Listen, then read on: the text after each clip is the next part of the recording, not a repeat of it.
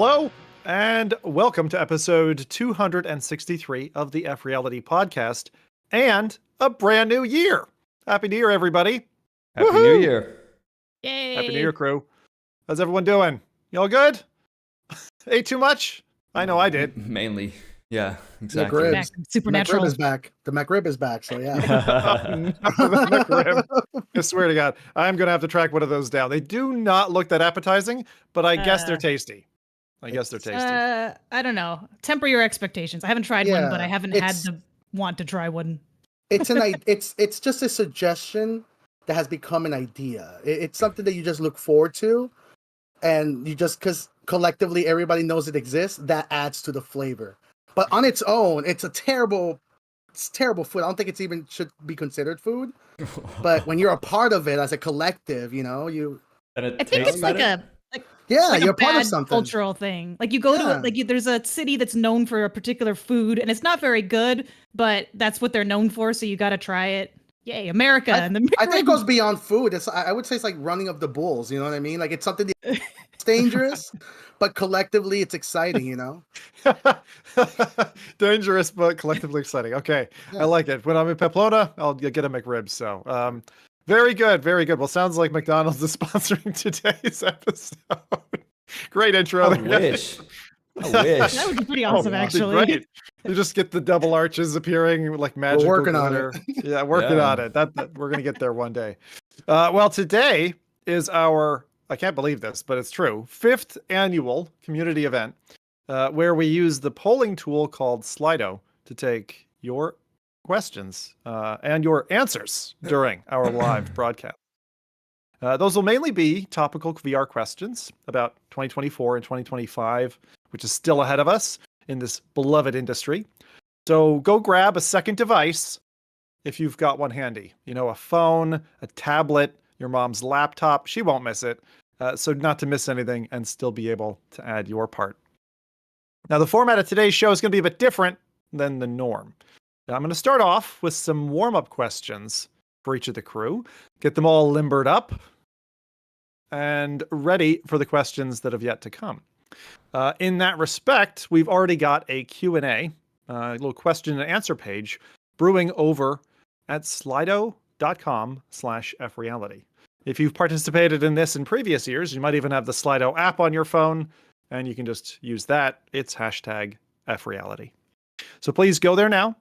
Submit your questions if you've got any that aren't already asked.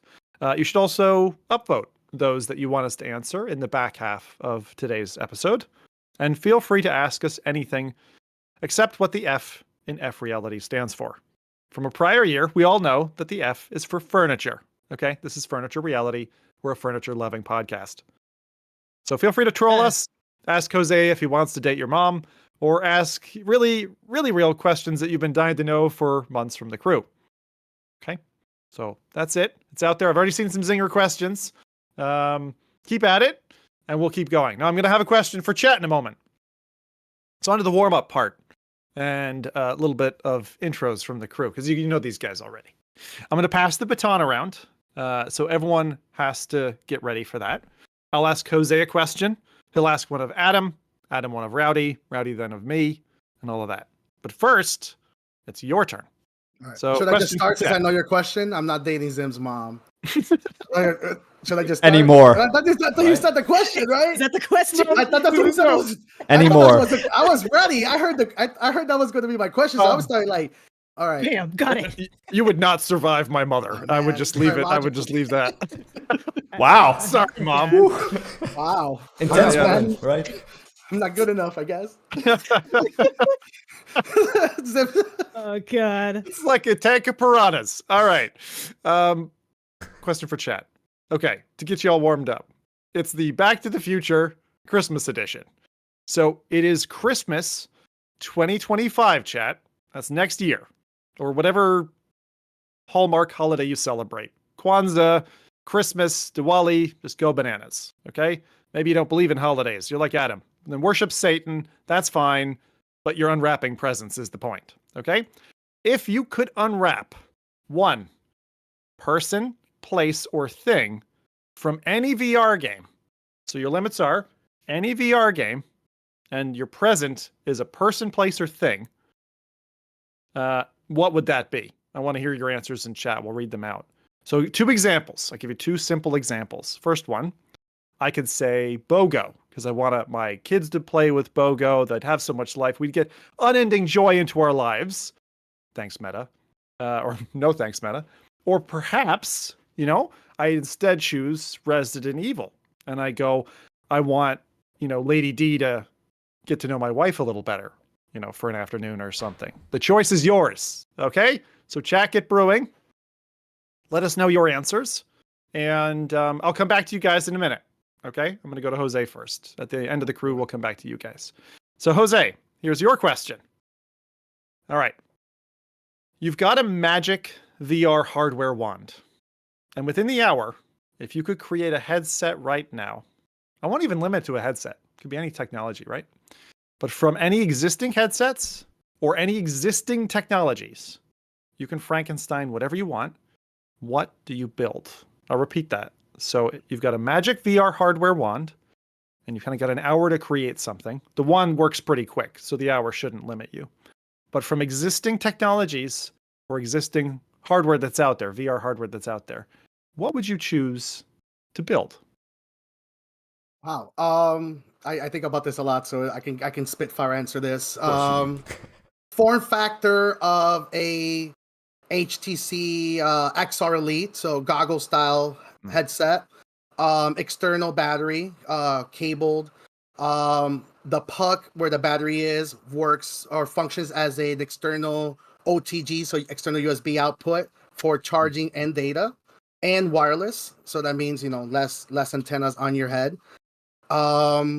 Same display and field of view as Apple Vision Pro, and same clarity. Sorry, the puck. Did you say the puck? So the puck is battery powered.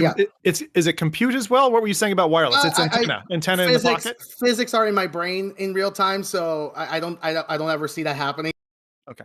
Right. So I think wireless and battery and data transfer seems realistic in my magic wand. I don't think my magic wand will allow me to physics breaking stuff. So but yeah, that's all I want. Just an Apple Vision Pro, and then running Linux. Just straight up Linux, no walled garden, no Android, shovelware, and just a straight up computer. That's the perfect headset. And then let people do whatever they want with it. Give it to everybody and anyone to copy it and remix it and build the like it.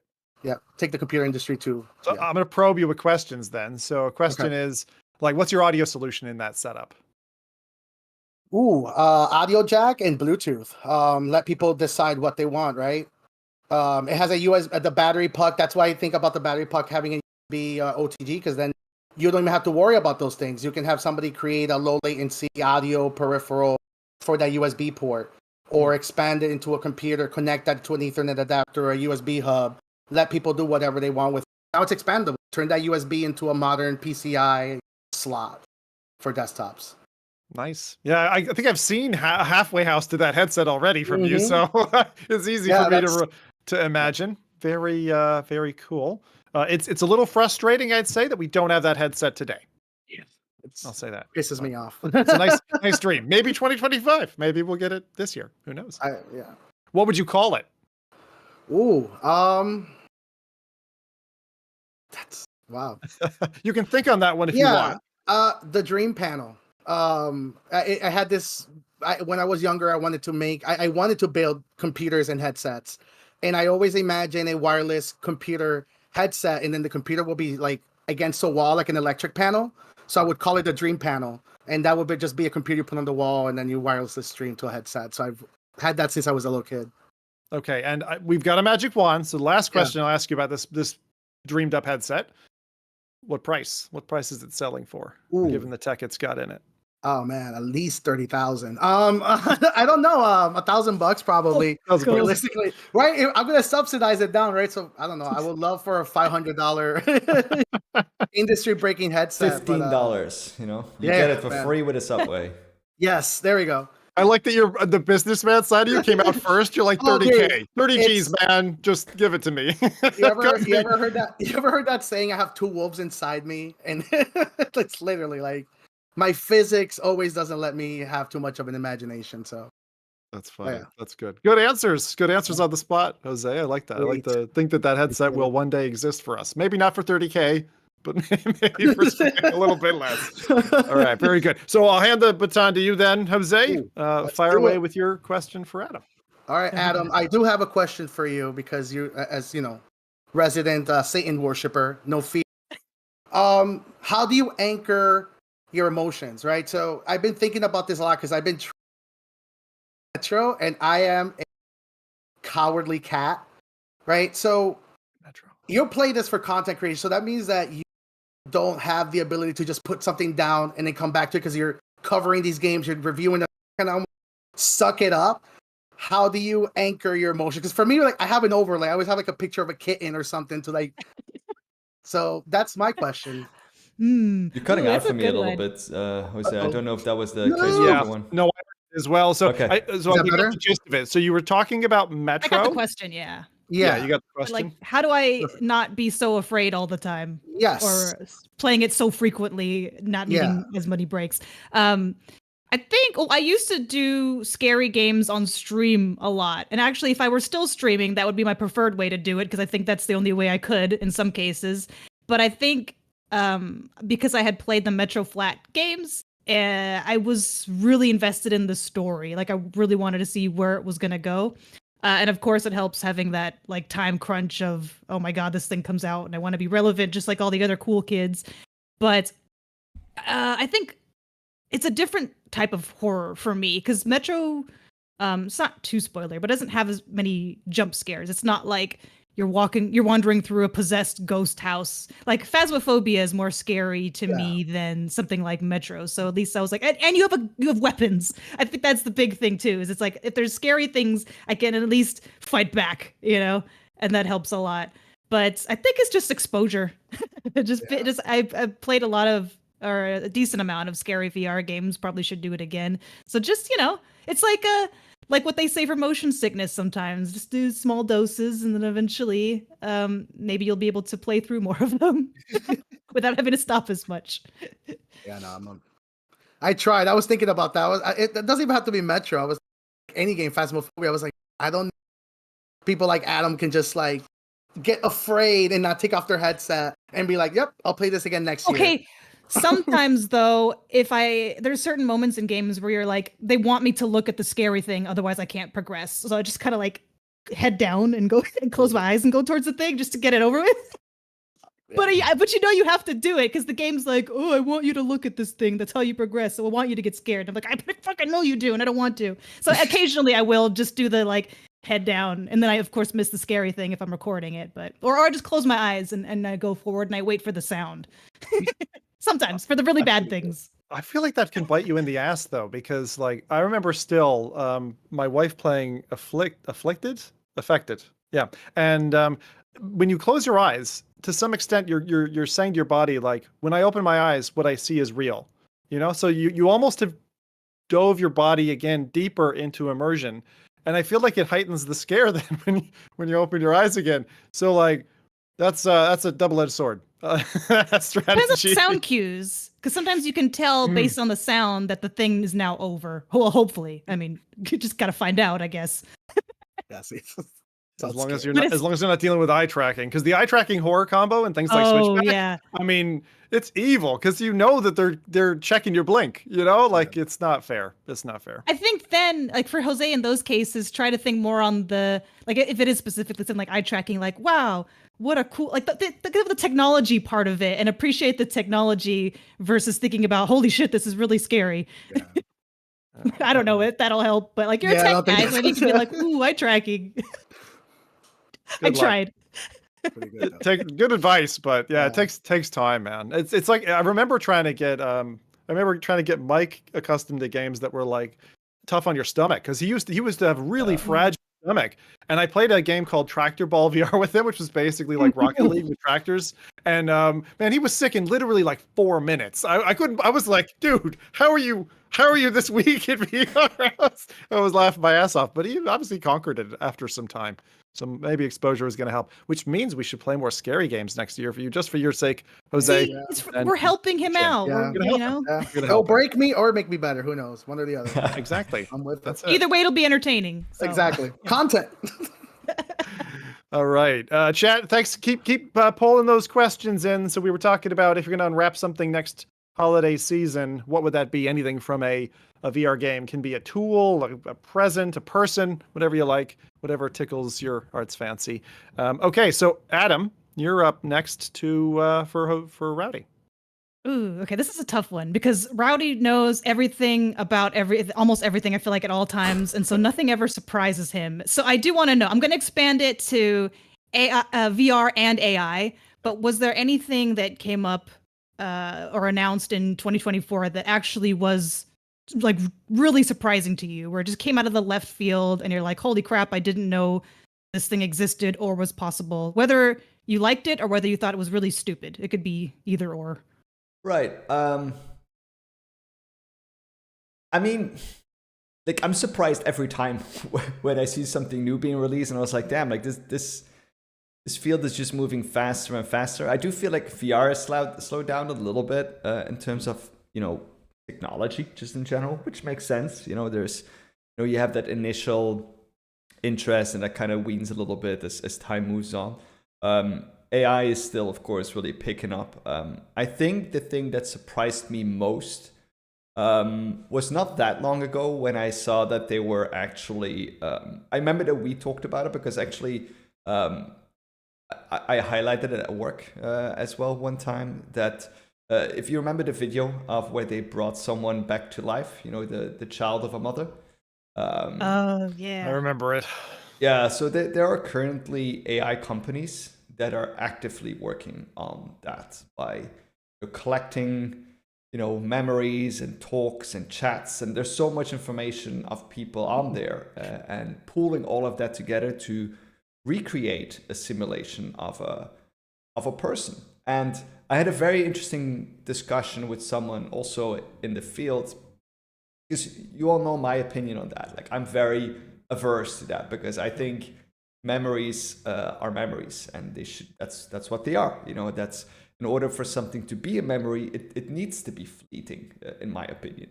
And he brought actually a really good counter argument, and he said, well, if you would have told someone, because he had lost his father very early on, and he basically mentioned, if you would have told someone 100 years ago that we would all have a device in our pocket that would give us direct access to live video. Video didn't even exist back then, let's say. But like to live video capture of people that have passed away, they would say, that's crazy. That people would not be able to cope with that. Like, it's this kind of like, photographs and all of these things are in a way memories that are being brought to you in a different format, on a screen or in a video format. And he said maybe that next step is indeed where we actually recreate these personalities. Still, I'm still very averse to that. I still think that we as humans, because like a large part of mourning is also learning to let go. And I think that it becomes harder and harder the more present that you still are in that situation, having the constant access. And also knowing that it's not real can maybe impact just the mourning process in general. Dude, you gave me goosebumps there, because Yeah. like I've never connected those dots, and maybe in the same way that you had your wow moment, like this whole concept of people didn't used to have pictures, and then people didn't used to have video, and people didn't used to have, a companion who was a mirror image of their friend who passed away or their loved one. Like, it's crazy to me, but we're like definitely we're going to be in a position where technology allows us to almost mimic, or in the same way that you can get like a digital twin of yourself now through certain technologies, even like what AI knows about me. If I just ask it, hey, who's ZimTalk5? And it's creepy that like it knows so much, and it's going to get to the point where it feels like you can almost cookie cutter me, right? And it's like, it's okay. Zim died 100 years ago, but he can still sit next to you and have a conversation with him. Yeah. You know, you can slap him around or do whatever you want. I wonder but like, if the line is because you can actually interact with these, and then you're kind of creating new memories based on a person that's no longer existing. Like, because at least with photographs and videos, that's like you can't interact with the person. You're just kind of reliving memories from that moment or that you had in the past. But now if you're interacting with the person again, is that like changing a core memories 100%. potentially or stuff? Like, Because it's weird. You can extend this beyond like, people who have passed away, right? You can talk it to friends that you've lost or ex-girlfriends or whatever it is. Like, that's dangerous. But I mean, that is not unrealistic, and that is not unrealistic. That is going to happen. I do want to ask something though, basically, because I agree with everything you're saying, but part of my brain, like, maybe you're still coming out. Is this better? It seems like there's like a very sensitive gate on that, like, keeps on turning you off. Okay, is this better? No. Yeah, I can hear you now. Okay, so I don't know if it's the contrarian in me, or maybe because I just want, or maybe deep down I want this future to happen. Are you okay with a future where people do want this to happen? Because if you're saying everybody's going after this, then that means that it's not a question if it's right or wrong anymore. If it's more when will it occur, and if we are okay as a society to allow this to happen. Because the reason I'm thinking about this is you mentioned mourning, right? I actually was watching a documentary about humans started caring for bodies. We actually used to dump, human remains left and right, like worthless. It was only when we started really focusing on the value of human life that we started caring for, extending human life. In fact, the witchcraft mediums, all of these weird, woo sciences were actually created with a attempt and a human desire to reconnect with our past loved ones. Mm-hmm. That's where religion comes from. Like it's almost like we have it in. Like I do fundamentally, like as somebody who has had the human experience, I agree with you 1,000,000,000%, Rowdy. But then there's a part of me that goes like, the planet can only sustain for, like you can only mathematically, the planet has a limit. Is if we start thinking about potentials of how to, like, say, extend human life beyond the physical realm, then we're going to start thinking about what you're describing, which is extending human consciousness beyond that. IRL, right? dead internet yeah, theory. Robots. Yeah, exactly. That internet theory. I mean, Meta's doing it now. Like, literally, they have Instagram accounts now that are AI driven. So what happens if you're a notable figure and you say, hey... It's still an important distinction that even though, like, describing consciousness is very difficult, I don't think that the models that we have are conscious. So even though they're very good at simulating consciousness and they can mimic a person based on information that they've been trained on from that person, I don't think it would replace that person's consciousness. It might simulate it, and the relationship that you have with that is real and is kind of factual in such a way of, like, generating new emotions and new memories. But I don't think that, for example, you could say, like, oh, I'm going to upload myself into, this, like, metaverse and I'm going to continue living there. That's not something that eventually, maybe, but that's not something that I'm currently really talking about. It's more about the danger, and I get what you want, like, what you mean here is, like, will this happen? Yes. There's no avoiding it. Do I like it that it's happening? It's like a little bit of a double-edged sword, right? Because if you look, for example, at technologies in the last so many years, like, for example, when social media came out, there's a lot of good things about social media. It allows us to connect with people. Like, we wouldn't know each other if it wasn't for social media, probably, right? Yeah, so true. There's a lot of benefit that comes from it. But then the other side of it is, like, suicide rates have gone up. People are unhappy. People are, there's a lot of very dark things that all are been associated with social media. and with that constant exposure and that social image that you need to maintain. And people haven't been unhappier in decades, and a lot of that is linked to social media. So then you can ask yourself, if you go back in time and consider all of the benefits from social media and all of the the bad things about it, would you still do it? Could you still validate all of the good things in front of compared to the bad things? And it's not about eventually it will happen. It will happen. There is no avoiding it. But not all technologies that come out are for the better of us humans, I think. Yeah. And that's, I think, where we are with this as well.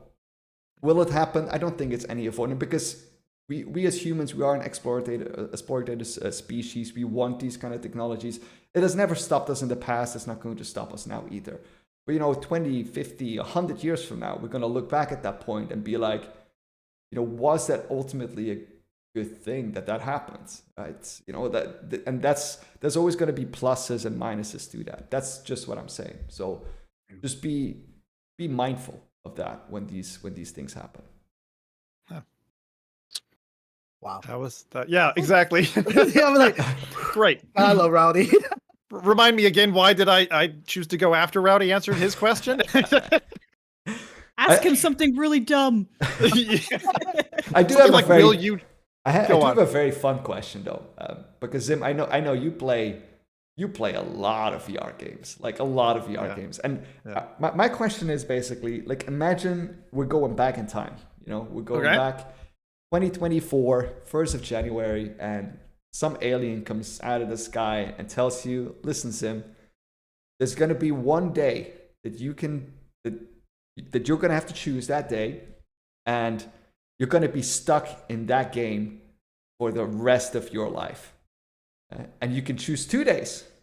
The day you definitely don't want to be stuck in a particular game that you played that day, and then the day that you definitely would like to be stuck in. So which game? Sorry, full year 2024? Yeah, so the entire year 2024, there's going to be a moment that you're in virtual reality and all of a sudden realize you can't get out anymore.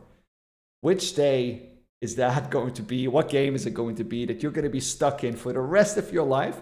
And what game will it definitely not be that you will be? Dude, this is going to reveal me as a complete psychopath, I think. But all right, the game that I definitely wouldn't want to be stuck in, like Groundhog's Day, for like the rest of my life, would clearly be Madison. Madison I played this year, and that game with fucking proper like naked skin in the dark, running past you in the creepy horrors of the hall. I mean, what an amazing masterpiece of a horror game. But God, no. Like, that's a nightmare. That is honestly a nightmare. And the only way I got through that was with, like, I feel like my wife was holding my hand, Chat was holding my other hand. Like, we got through it together. But, man, I screamed so much that I damaged my vocal cords. So, like, no, Madison, no. And then on the flip side, the real life that Zim wants to live, this is terrible. This is absolutely terrible. It would be Hitman 3 VR Reloaded, because that's surprising to me. I absolutely love going to town because I'm such a straight edge guy in real life. Like, just like murder everybody is absolutely what I want to do. It's great. I mean, I joke that like, Adam they're worshiping Satan, but feckin' I'm worshiping Satan. I will do that with your blood. Like, I mean, it is so much fun. I could do that. Like, I remember I played that through like, even one sitting, it was like 8 hours. It felt like 30 minutes to me. So yeah, I'd take that one if I had to be stuck in a game. Yeah, it's very fun. Interesting.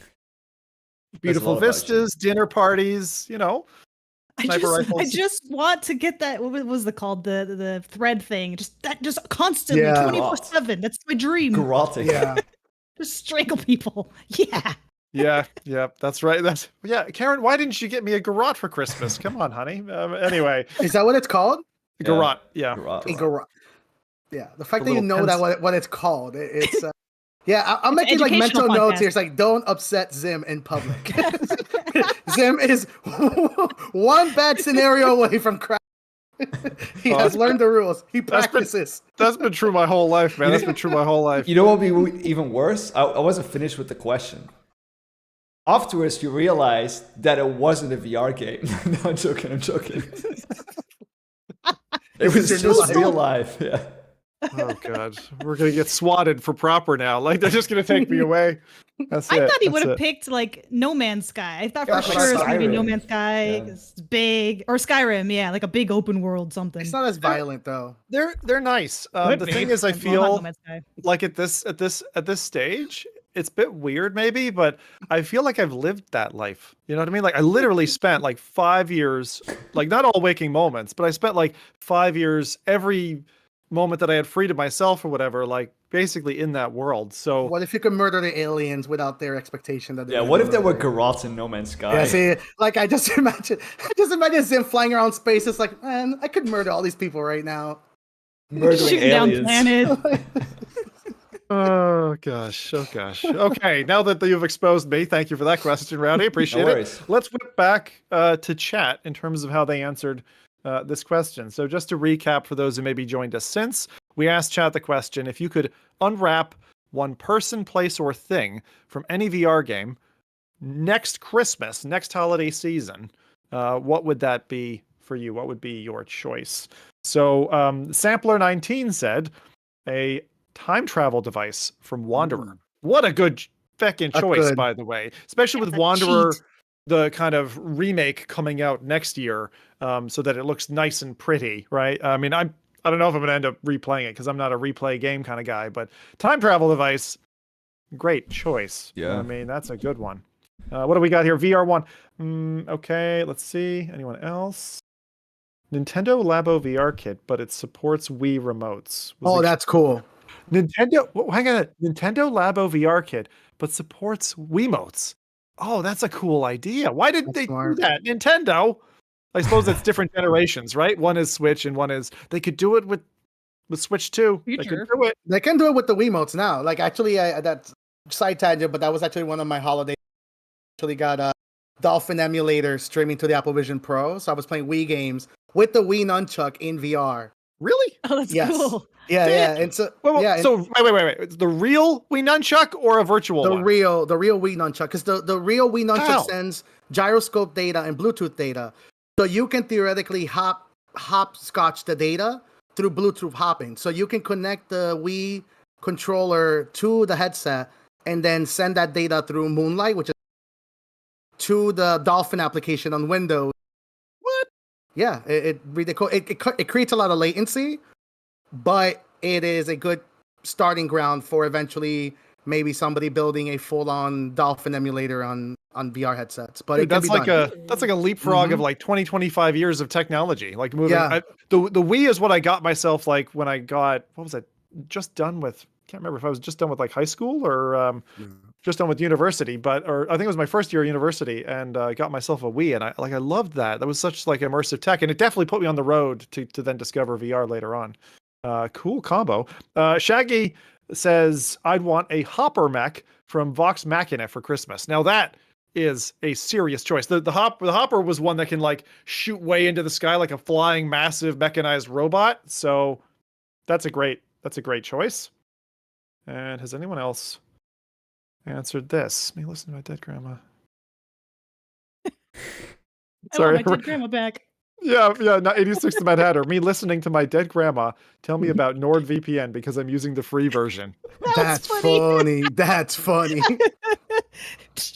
And I gotta give props to Mad Hatter. You've been making us giggle all year round, buddy. So great job. Dude, AI propaganda, like using dead people, is going to be so great, though. Like the future of like manipulation. Like I know it's not something fun to think about, but I really do. I'm excited for next generation of like pranking and manipulation.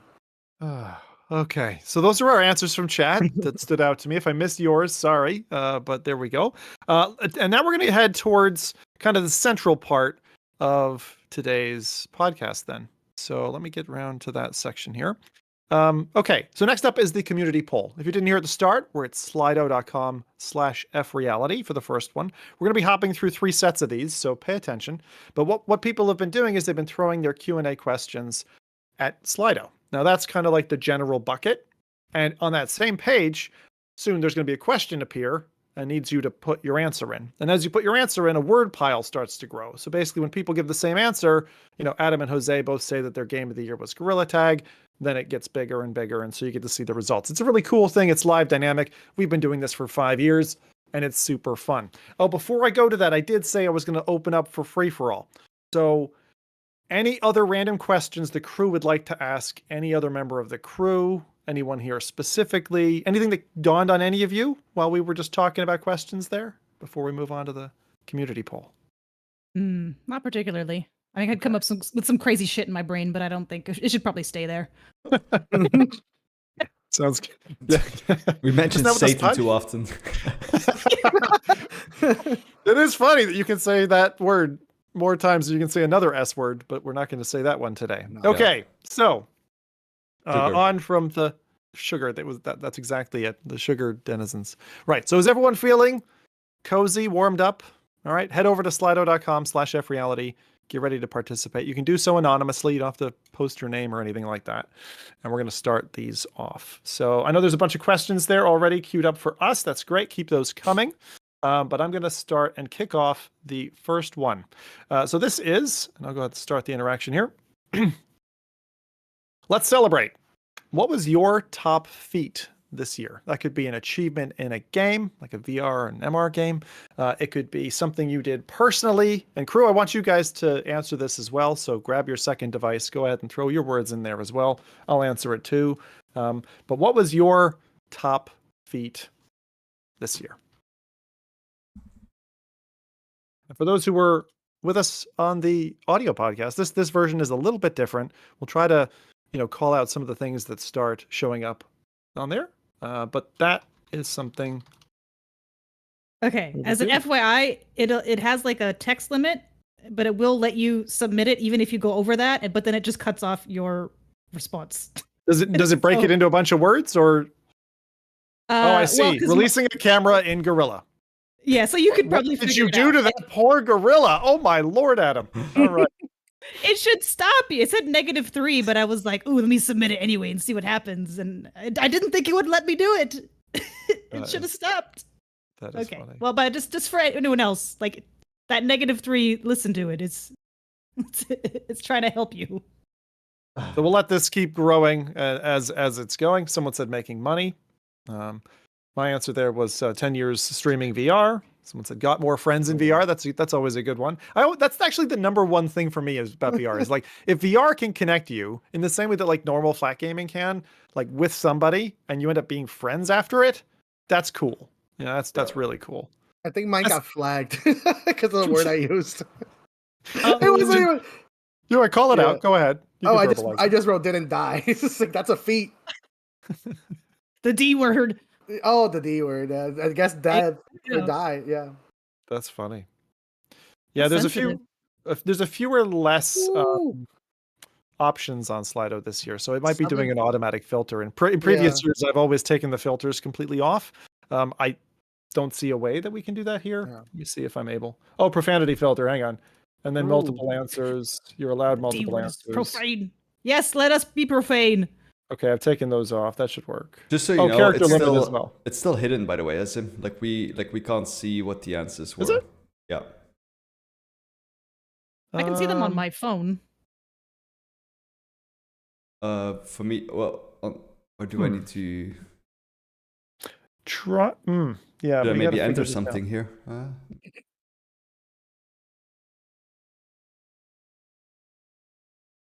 I'll just enter something. Okay, I need to enter something here too. I just entered just VR things. Whoa! Oh, VR things. Very good. So the results are coming. I've taken the text limit off and the other limiters that we had before. So we got a few things. Someone that does not have a foot fetish. Beat Baldur's Gate 3 times. Is that the original Baldur's Gate or is that Baldur's Gate 3? The new one. Yo, I'm more interested in the person who learned to make pasta from scratch. Like, does scratch mean like you made the noodles? Like made the dough, rolled it out, cut it up? That's cool. But that's not scratch then. That you bought the dough then. Like I want you to go crop out the wheat. Like, no, that's not scratch.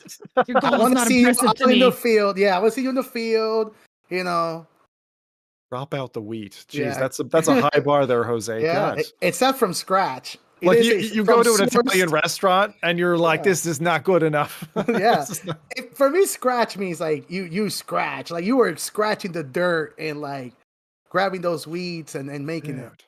Dude. Okay, reaching 7,000 subs on YouTube. We got travel in there. Bunch of different things. 3D printed Well, that's a good one. Diablo 4 Vase of Hatred. That's I know who that one is. That's my husband. That's gangster. I was about to say, like, that must be Yeah. Adam. That was good. definitely That's Close. Adam too. Adam adjacent. Yeah. Adam adjacent. Excellent. Okay, cool. So that's the first question. Okay, I'll leave that open for another kind of 30 seconds or something. So that's pretty good. What was your top feat this year? Did all four of you get to answer? Rowdy, did you answer what your top feat was this year, other than VR things? Yeah, I put some stuff in there too. Okay. Let Cool. me see. I the travel one, more VR. You've been a few places. Where have you been this year, Rowdy? You've been quite a few places, right? You went to South America or something? South America, the US, Europe. Europe. Well, the UK is not Europe anymore, so I count that as separate too. Yeah, and then in Canada around as well. Yeah, different places. That's very nice. Yeah. And Jose, yours was just surviving, which is pretty good for a Florida man. Mine was making money and didn't die. Like that was definitely a feat. Like Oh, I being thought able you to were pay the foot rent. fetish one, but okay. That since Rowdy wants to oust me like that was my third one. And we got spatial video and pics on here.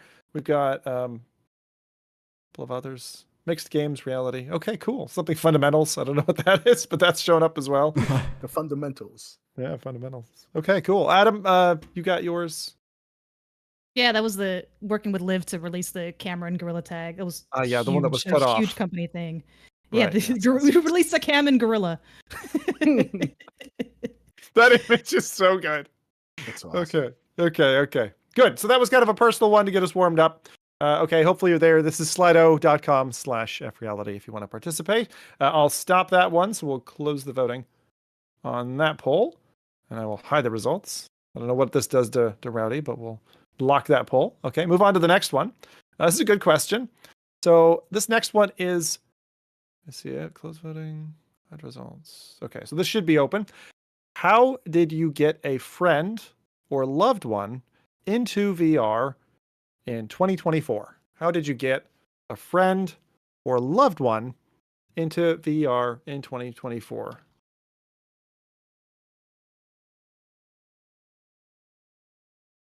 Let me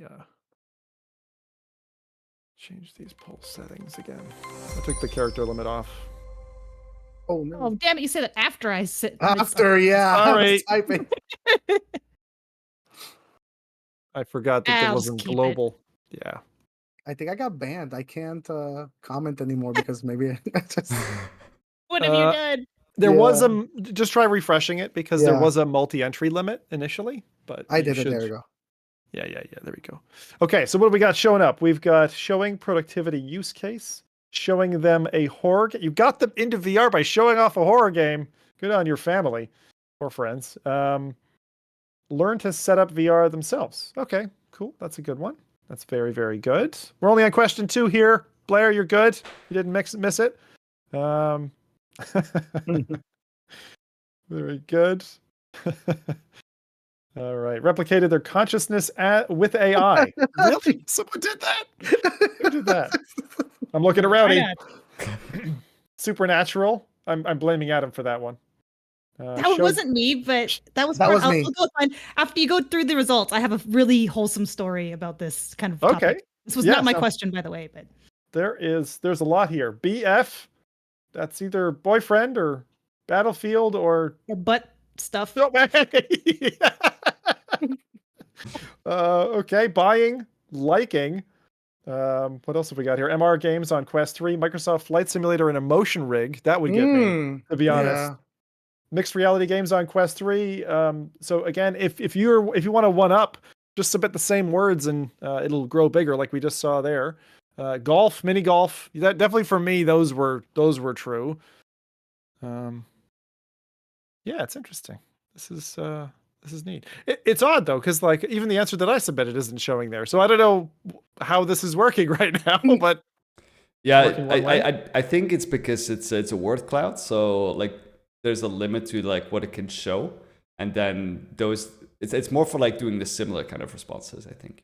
exactly. Yeah, right. So, but it's coming out well. Very good. MR Games on Quest 3 keeps getting bigger. Okay. Yeah.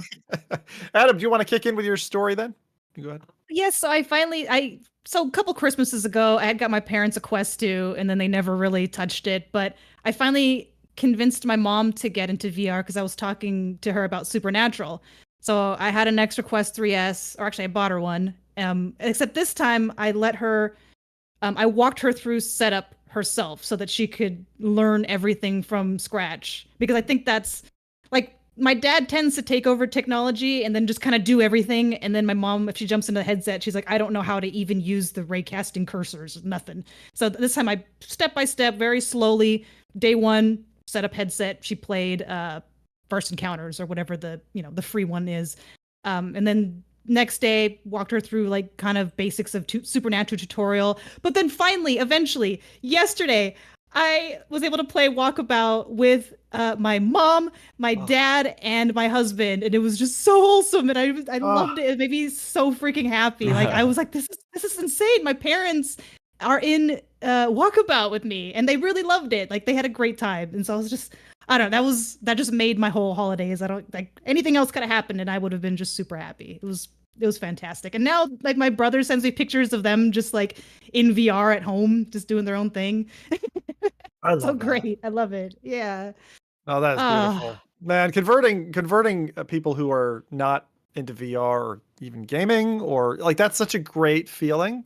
It's so funny. I share almost the exact same story because I had given to my father-in-law a Quest 3 because again it was a spare, and then I shipped a Quest 2 to my brother who's like been anti-game since he was like 20 when bodybuilding and then like marathon Ironman racing, all this kind of stuff. He's been that kind of guy for ages, and then he got into golf and stuff. And so it was like the two dads, my dad, my wife's dad, brother, two of our kids, the two of us, my wife and I, like 7 of us in Walkabout in that Christmas level that you were suggesting, Wow. Adam. And it was like, wow, this is a fucking hard, bloody level. Because there are like lots of dynamic elements, very cute little like ice cubes and stuff. But like you said, I mean, there's something really, really special in particular about getting people into VR who you think would never enjoy it. Like who really, it wouldn't be their thing. It wouldn't be their shtick, but then they start to like really fall for it. Like my brother's killing me every week now at golf. And I'm like, God damn it, dude. I've been doing this shit 10 years. What the hell? So that's really fun. Anything else there that's popping out? Obviously mini golf's there. Apollo. How else did we get people into VR? Area 51. Unless A51 means something else. Oh, hospital. That's really concerning. Oh. Well, I actually think that's one of the best use cases for VR because like no one wants to be in hospital. Hopefully you're well enough that you're able to escape. In a hospital. Right. I see. Okay. I don't think it was I put them in the hospital so that you didn't like break their legs or something. But I like that you went there. That was fun. I see. Okay, I get it now. Jonas said, I'm really bad at sharing my love for VR, but got a couple of colleagues into VR finally. Yeah, see, I'm the opposite of that. Like you start VR with me, then like 30 minutes later, I'm still yammering about it. And it's like you open Pandora's box. So that was good. Good. Okay, that's question 2. We've got 9 questions in total. So if you haven't gotten in yet, you still got time. I'm going to cap that one off. Thanks to everyone for your submissions. Got a bunch of votes there. Move on to the next one. Okay, this one is a bit more cerebral. I won't reveal who on the crew came up with it, but this one is, what's the best book you read this year? What's the best book? Nerd. Which nerd came up with such a stupid question? Seriously. My Who God, reads books? Yeah. What are books anyways? I know. These are all kind of warm up for the kind of more VR core stuff, but we want to start off on personal things, achievements. And we started off with what was your top VR or your top feat for you, like personally. Then we went to how did you get a friend or a loved one in VR in this past year? And this one is, what is the best book you read this year? So go ahead and submit your answers. And again, I will I loved Rowdy's immediate reaction. That's amazing. That's fucking great. What was that? Telephone book. Oh my lord. The things that are coming on screen. All right, what do we got? So Reddy's got up there. There's Red Rising. Yeah, it's funny. Oh god. Certain things coming through. We got Oathbringer. how to read go. for They're dummies. making it bigger. These are fun to watch as they grow. So yeah, what book did you read? Oh, I'm gonna have to submit another one. I just remembered one. Let's see if I can. Does it let me? What's a Yoga Sutra? Wait, did any of us read Oathbringer, or is that from someone else? That wasn't from me. Oathbringer? What is it?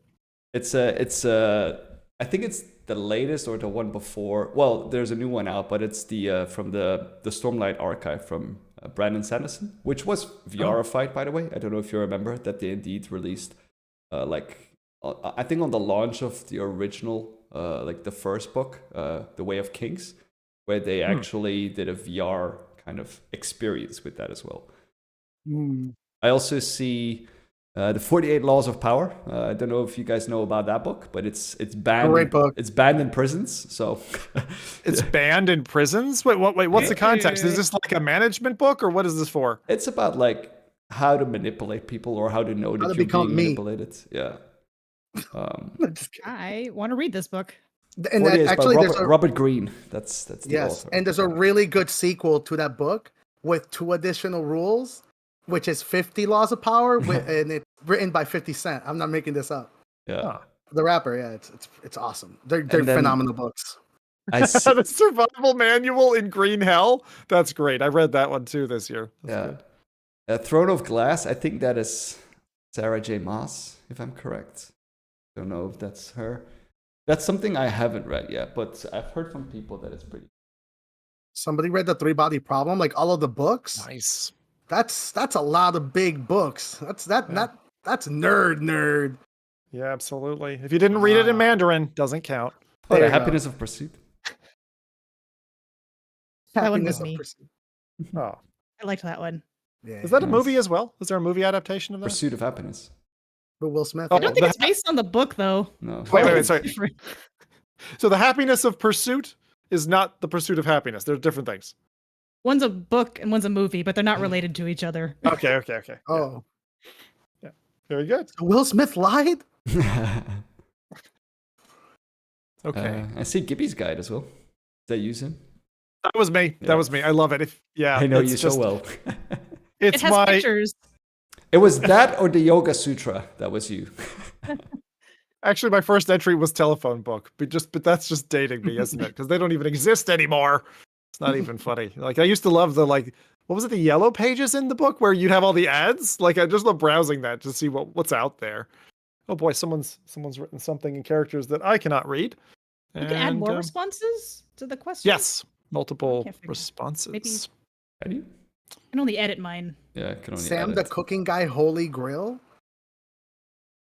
What's know. that? I don't know. These are interesting. Okay, cool. I'm going to cap that one off. And what we're going to do is we're going to go over to the next Slido in a second here. So let's stop that. Okay. And I'm going to go to, this one is going to be at slido.com/FReality with the number 2 after it. Okay. So, and I will go ahead and put that up straight away.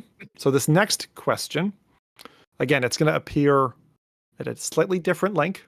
If you've got a hashtag in your Slido browser, put in FReality and the number 2 in there as well. This was FReality 2? FReality 2. FReality See 2. if I can. I popped it in chat. Hopefully it's the I right was just one. about to do that. Good, thanks. Yep. So that funny looking link takes us straight to the next poll. Okay, very good. So the question here, question 4, is what VR game, hardware, or announcement did you hate the most in 2024? I know, and I will again Choose violence. Yeah, I am choosing violence here for sure. same here. Yeah. I know exactly my answer for this one. And it's our Back in friends at Sony. For the distasteful treatment of our fun little friend Astrobot. That was mine. Geez, Pimax has shown up 4 times already on the screen that I'm looking at. Oh my The lord. Vive XR Elite came All out. the I think they versions. mean, yeah. Jeez. Yeah.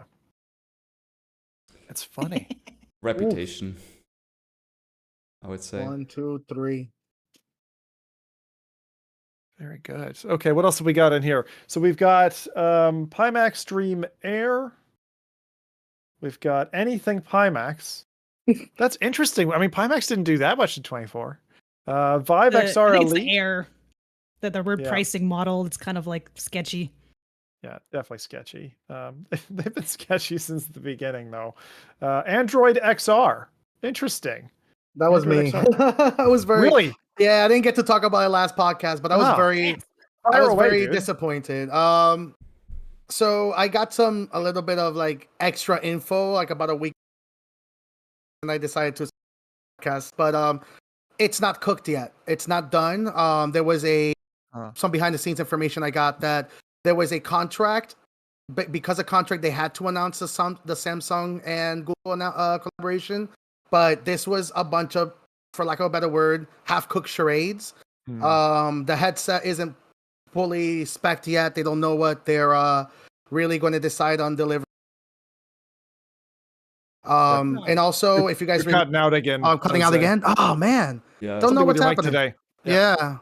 But if you guys remember, leading up to the Apple Vision release, Samsung delayed the announcement of their headset, and they admitted that they were taking design inspiration from the Apple Vision Pro release.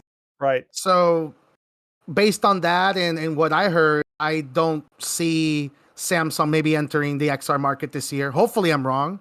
I would like to be incredibly wrong on that. But You think it's not ready to ship? Is what you're saying? Like they're not on track? Yeah, it's not ready to ship, and also they're not. This is more of a Samsung hiring Google for their APIs when it comes to like Google services, rather than Google really saying, "Hey, we want to take Android to XR." Because the Android open source project, which is the actual infrastructure behind Android, isn't involved. Google's publicly saying that there will be an eventual, handing off of the torch to the AOSP project, but I think that they're doing that if in the case that this fails. So if Samsung does take off and suddenly they have a viable headset and they're doing sales, I don't see Google ever being like, hey, let's make this open source. Instead, they're going to probably release another proprietary, closed, alternative to a Quest headset, which sounds exciting, right? But as you guys mentioned earlier, that doesn't push the industry forward. That just gives us a different flavor of the same ice cream we're getting. So Yeah, thanks. And Rowdy, for our faces, for some reason, just disappeared. Yeah, but what I had to switch. Okay, don't worry. So we got Meta not fixing bricked Meta Quests. Ooh. So I yeah. know there was a recent problem with a recent version update that was bricking across a series of. Why are you laughing, dude? So Did you have? I was wondering. I was gonna ask you. I was like, holy shit, that so would this suck, Jose. beautiful stack right here on the second shelf is all bricked quests. Shit. I had to wait about a week to get the firmware updating. I don't know if you guys got some details on what's happening with that. It's 100% Meta tying their headset operating system to the mobile device. Oh. So the Horizon mobile app now, for whatever reason, requires the headset to communicate to the app from the same network. Prior to this, you could, let's see that you could be on data and your headset be on Wi-Fi, and you can still activate your headset. But for whatever reason now, they want to have access to your network. They want to have access to direct feed communication of the headset, which broke a lot of activations of these headsets. And the problem with the MetaQuest activation is that once you're in the looking for the device to pair it to the code, it doesn't let you skip it, doesn't let you reset it. If you do a factory reset for whatever reason, it stays locked into that code. So the only way that you could fix it was literally reset the headset, wait for Meta to update their servers, which happened maybe like 3-4 days ago. Yep. Then you reset it, it'll download like a patch immediately, and it allows it to work. What I thought the patch was going to do was reverse these ideas, and instead, no, they went full on with this decision. So it's something that I feel very passionately against, which is if we want these devices to be standalone devices, don't tie it at the hip of a cell phone. I don't get why they're doing that, especially a company like Meta who keeps complaining about Google and Apple and every single mobile cell phone company out there. So why would you complain about them but yet make your devices, tied to their hips? So that's why I waited a little bit. Yeah. Before setting up my mom's headset, I was hearing about this and I was like, oh no, that'd be so disappointing. So I waited until I heard that, like, okay, if you haven't tried to set it up yet, I think they had rolled back something so you could do it and it should be okay. So it's like, oh, okay. 10 out of 30. I can tell you that. Like, I don't know what that statistically looks like at a giant meta-wide, but 10 out of the 30 headsets that we were shipping out gave me this issue. So Jeez. It's bad. It's wrong. It's offensive to the buyers. I couldn't stop thinking about like kids getting this for Christmas, especially like as much as I complain about. Yeah, I complain about Meta so much, but I will never ever underestimate the impact that they have with kids. And I think, man, I never had a console break on me, but I think that would be a core bad memory if I got a console for Christmas that didn't work. It didn't work. Parent too. Yeah, parent too. Yeah, both, and it's almost a never again, right? So it's like, and God, that's a very good point, Jose. It's a really bad burn because I think about the only time I've lost a console was I had the Red Ring of Death on an Xbox 360, and that was after maybe a year and a half. The hard drive or whatever just did its fail, and you got the Red Ring of Death, and I was like, okay, I have to buy a proprietary hardware for this thing, and it was a pain in the butt. But to have that happen around, like the whole idea of Christmas morning, you get so excited at the thing that you got from your folks. I remember pulling out, for example, Ocarina of Time, which I was like, oh my gosh, this is so great. Throwing it in my N64, start playing. If it was a dead cartridge, it would have been like, ooh, that would have been a sour memory. And just think if it's hardware, God. Yowie. Anyway, so the biggest words we've got on screen at the moment: Pimax, Dream Air, Pimax, anything Pimax. There's definitely a lot of Pimax here. I see Temu, which whoever put Temu, thank you, because I'm Pimax spiritually there with you. Pimax guy's moving to Temu. That's funny. And Hitman, I know a lot of people were underwhelmed with the Hitman release. I don't see much else there. Okay. Yeah, pity about the Pimax guy moving to Temu. Oh, that tickles me. That's good. Okay, so we are over at slido.com/FReality2. And we are going to close that poll and move on to the next one. Okay. Next up, this is the big one. What is your VR game of the year for 2024? VR game of the year for 2024. I always have a hard time with this one. Yeah. I actually was thinking about this earlier.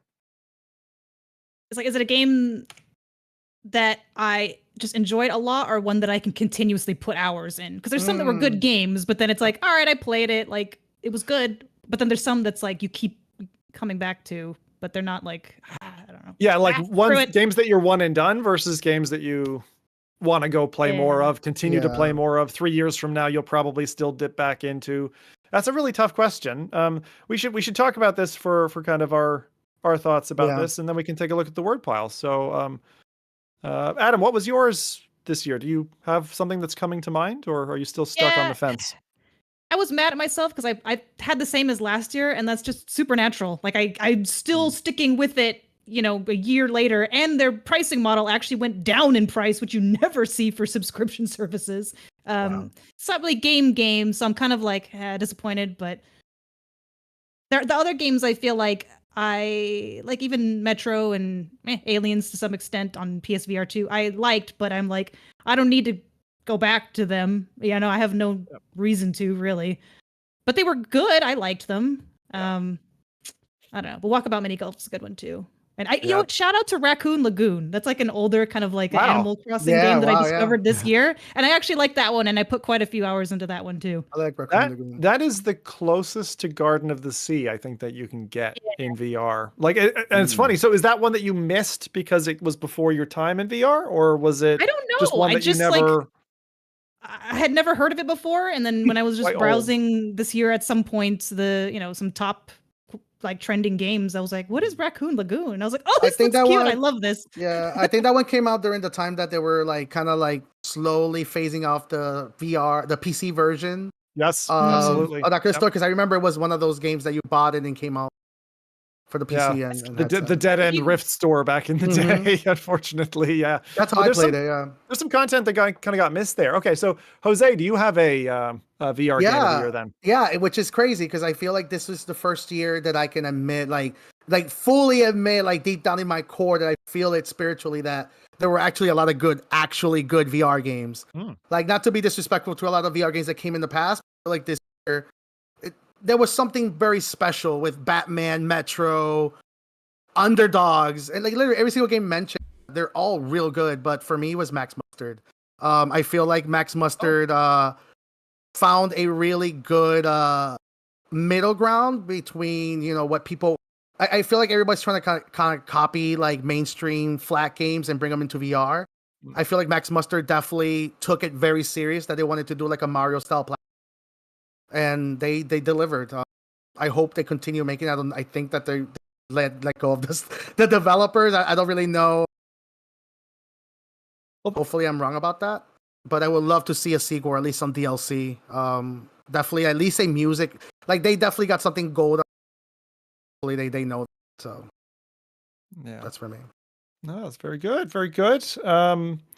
Rowdy, did you have anything you want to call out from this year? Yeah, I think I was the first entry for Batman here.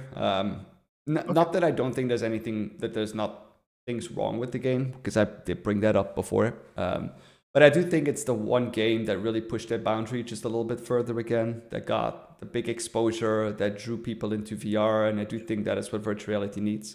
And I mean, it's a solid game. It's not this like VR-ified kind of experience. It's like they really went to town with the technology at hand and tried to make the best game possible that is out there, and very catered to, I would say, like a general audience rather than like the specific, hardcore VR audience, but more like a gaming audience to like, bring them into a virtual reality space that is comfortable and entertaining and feels like a solid game. So I think that for that reason, I think that I put that as my choice at least. Yeah, that's a good one. I mean, Camouflage have been doing great work. To be honest, they've really been killing it with their builds, and it's Batman is really astounding in terms of the feel of the game. But the other thing that's really nice to see, which Sony have sorely not done since PSVR 2 launched, is that composition between hardware that's produced, software that's backed by them, and fusing the two to try to net more market share, get out to more core gamers, like you're saying, Rowdy. And in this case, Batman was on the box, right? The 3S drops. They're like, hey, we're gonna couple this. It's gonna be an easy price point. It's gonna be a solid IP that people recognize, and we're gonna put a studio on it that is known for killing it. And they did. They clearly did. And the coverage too. I feel like I think it's important too. Like, it's really cool to see like non-VR. Like, sick. that Sorry, was. you're I cutting out. say it again. You're still cutting out, Rowdy. It's Oh not, man, I don't throw think this getting microphone out the window. I don't think getting closer is helping either. Yeah, Like a what a connection bummer. thing. Yeah, maybe. it's- Yeah, it's definitely a connection thing. But I was just saying it's cool to see like non-VR media cover the Batman game.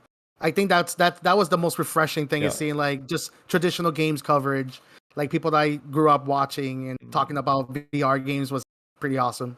Seeing that seep into more places is definitely nice. I mean, I know I saw that courtroom setting, someone with a Quest 2 on the judge's face recently. For me, the game of the year, and it was really tough. It was really tough to call game of the year. And for a while there, I was going to say Madison. That was going to be my answer. Like 3 weeks ago, I had that locked in mind. But the game that truly gave me the most kind of like hours of experience and made me feel immersed in this scenario was Riven, which is the sequel to Myst. They did an amazing reboot of that game, both for flat gaming and also for VR. The VR instance that I've been playing through just looks incredible. And as you're walking through the world, and certain key elements of this get unlocked for you, like the symbols in it, almost like if you were watching the TV series Lost or From more recently, where there's the symbology, and then all of a sudden you trip over a moment and there's a eureka and you say, oh, that's what that was. And these things, it's like your world is fitting back together again. Almost makes me feel like a teenager in that moment where you're like, oh, my world is starting to, come together, and I'm starting to be able to see things end to end. So that game, if anyone, passed it by or missed it, I would say Riven would be my choice for Game of the Year. We've got a bunch on here as well. People are calling out Maestro. Maestro I played since the last podcast. That is some special piece of VR. It really feels great. I know you were talking about it, Adam, very well. People are saying Underdogs again, Jose. I think Underdogs it's another one that like Vox Machina in that mech style, but a totally different style of gameplay, almost more like FTL. Or From Other Suns. It's that kind of style gameplay. Really, really good feel to it. Very similar to Batman. I saw some people making that connection as well. So those games are awesome. Max Mustard's there. What is Match Point? What's Match Point? Sounds like a tennis game. It does, but I'm not familiar with it. That's interesting. Obviously, you said Supernatural. Metro is in there. GTA San Andreas. I believe there's a mod you can play GTA San Andreas in VR as well that way. Yeah. The Halo mod, the Halo PC VR mod, also there. That's very cool. So those are some good games. That's Game of the Year. Very good. So Batman clearly standing out there. Not like you've been... A lot of people were fans of that. I was going to say brainwashed by the Game Awards, but it's fine. It's fine. All right, we're going to close the voting on that one. We're going to move to the next one. And I will start this one off. I'm going to try and get those settings open so everyone can jump into this. So this one is a bit of a forecast, hopeful forecast. So question 6 is, what do you hope will happen for VR in 2025, but likely won't? What do you hope will happen for VR in 2025, but likely won't? We are at slido.com/FReality2. I'm already seeing the answers. One of us. One of us. I see a couple there. Enter my answer. These are good questions. I want to thank the crew as well. Everybody took a couple of questions and crafted for this year's Q&A. Appreciate this. See a lot of answers coming in here now, so that's cool to see. Couple of repeats as well. People have a theme in mind, I see. I'm going to call some out now. So the one that's standing off the page is Valve Deckard, which I think some of us hoped might even be with us already. Everyone's kind of hoping. There's a question that I didn't ask, but it was going to be, if you could put a protective shield around someone for next year, like anyone in the VR industry or whatever, who would it be? And immediately my brain was like, Gabe Newell, like protect the man, protect Gandalf. Gandalf of VR. So Valve Deckard, clearly there, front and center. We've got Pico trackers, but for the Quest instead.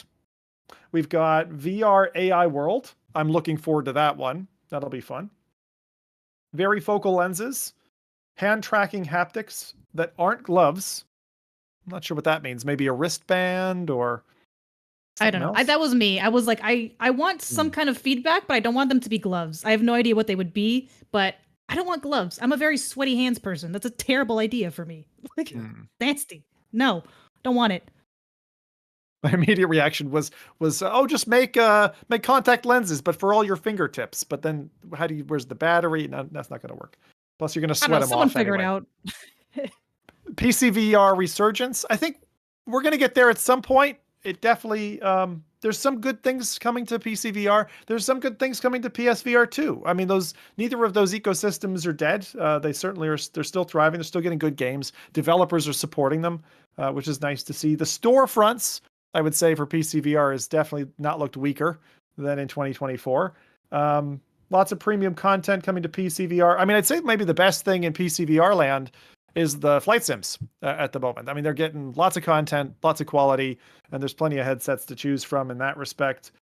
And then cheap 2x 4K displays. That would be a good one coming to headsets near you. The one that I put down there was Helldivers 2 for VR. I absolutely, it's not that fucking difficult to add a VR camera. Just let us look at the world, look at your beautiful environments, and play with no HUD in beautiful VR. I would love Helldivers 2. To VR, do it. If you don't want to do it, just make them do it. Send it off. What you call it? Offload it. Offload Companies that'll do that now, but maybe with some sort of HUD that will not like. Even flat to VR, they should just reach out to Arrowhead and be like, "Hey guys, we can sort you. Don't worry. We'll we did Tromboner. We can do Helldivers too."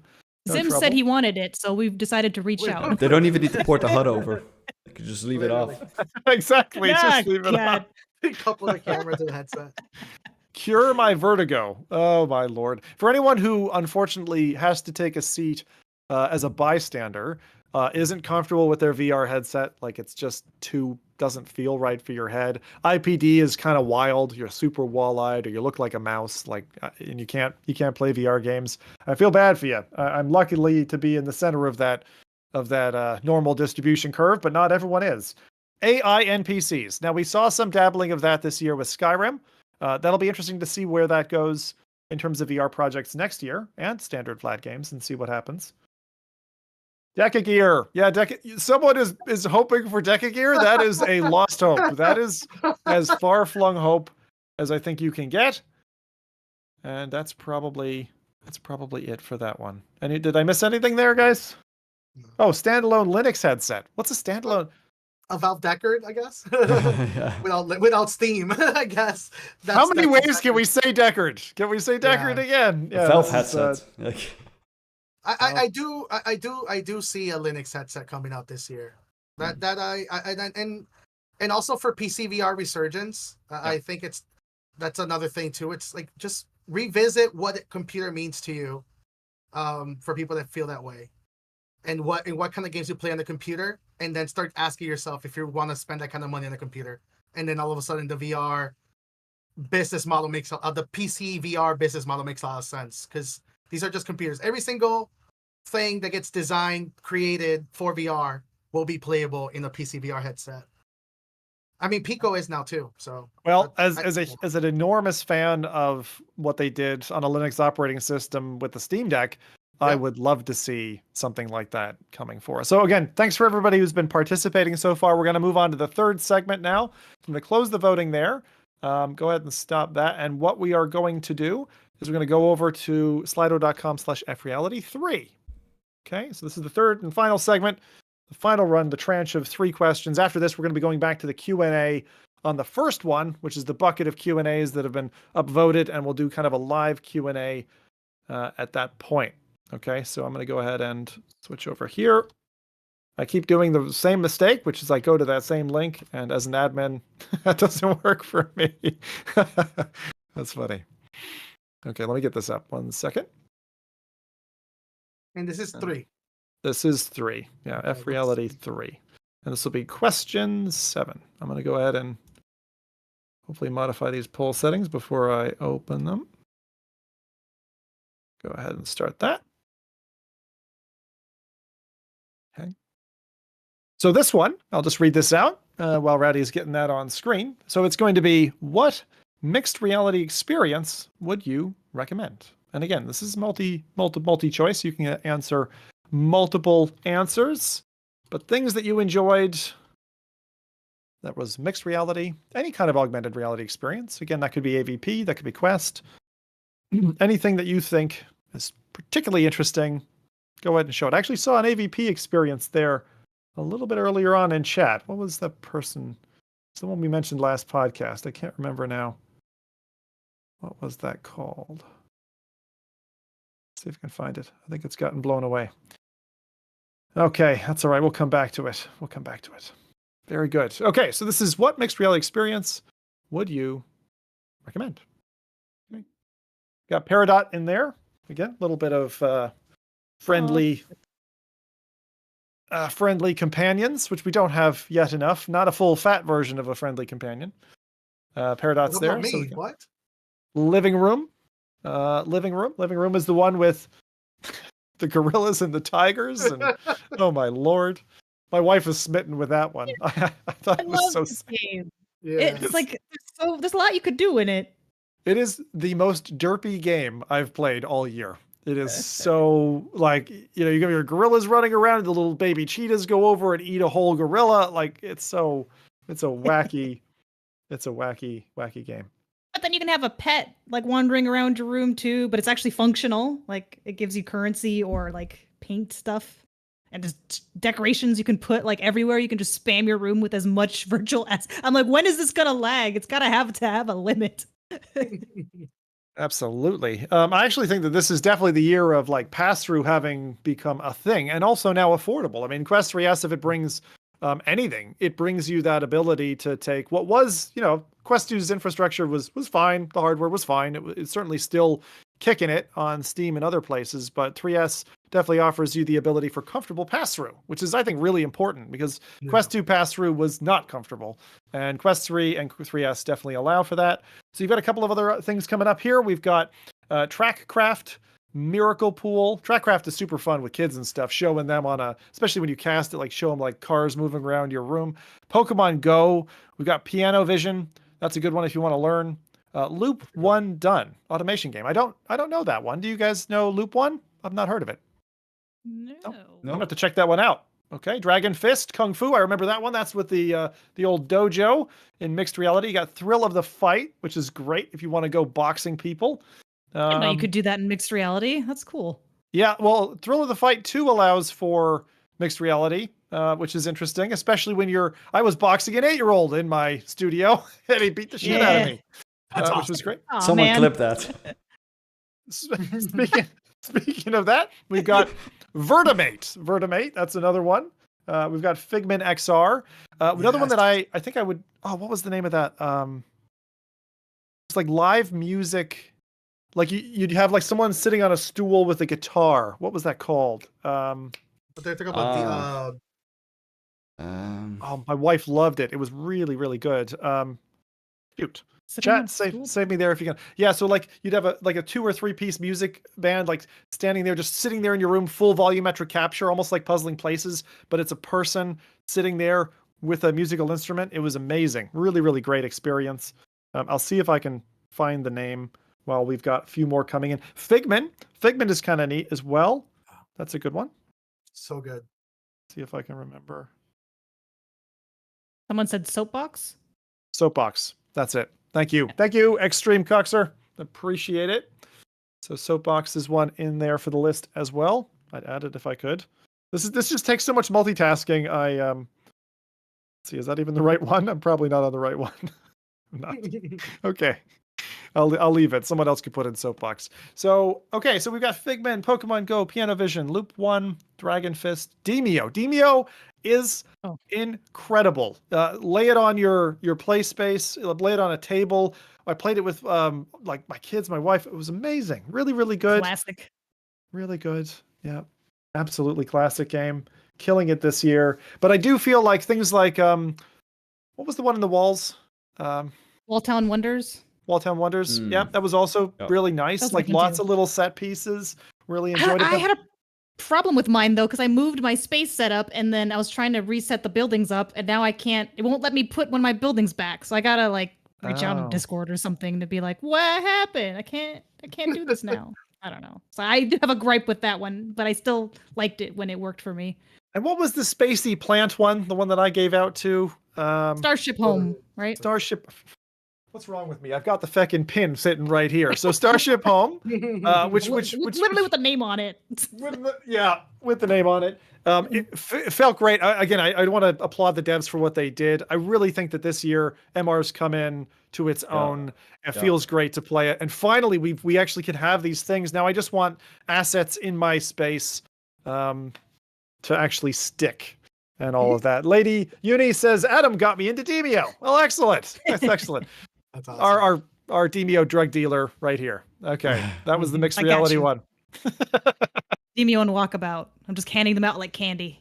Corner of the street. That's it. Okay, I'm going to go ahead and stop that interaction there. Thank you for your submissions. 2 more questions for the word piles for this podcast.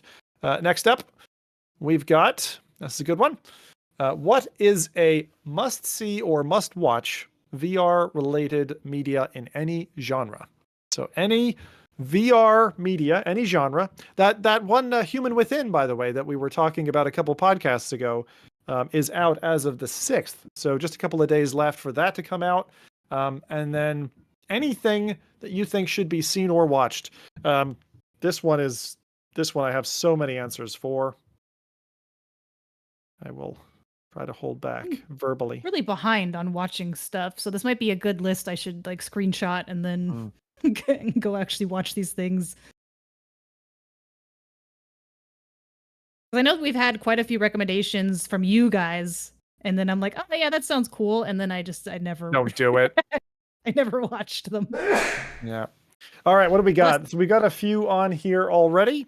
Starting up, I see big screen. Okay, that's kind of you can watch all kinds of things at big screen. I was watching some gory ass horror film in a group of like 12 people. I'm like, I'm not really comfortable watching all of these scenes with all of you.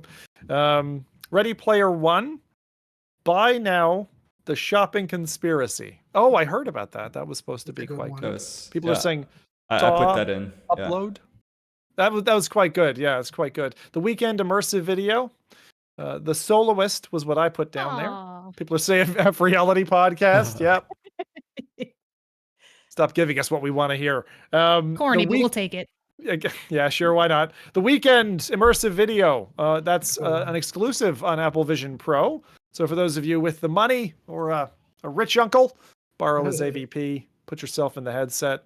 Was that a freebie or was that paid? It's a freebie, but it also is what is their default now to showcase when you get a demo. So if you go to the Apple Store to get a demo, they're doing the music video. Oh, that's cool. No, that's good. That's good. Oculus Dream Deck PC VR. That's really good. It's got all kinds of fun stuff. I remember that one. What is Gaussian? I don't know what that is.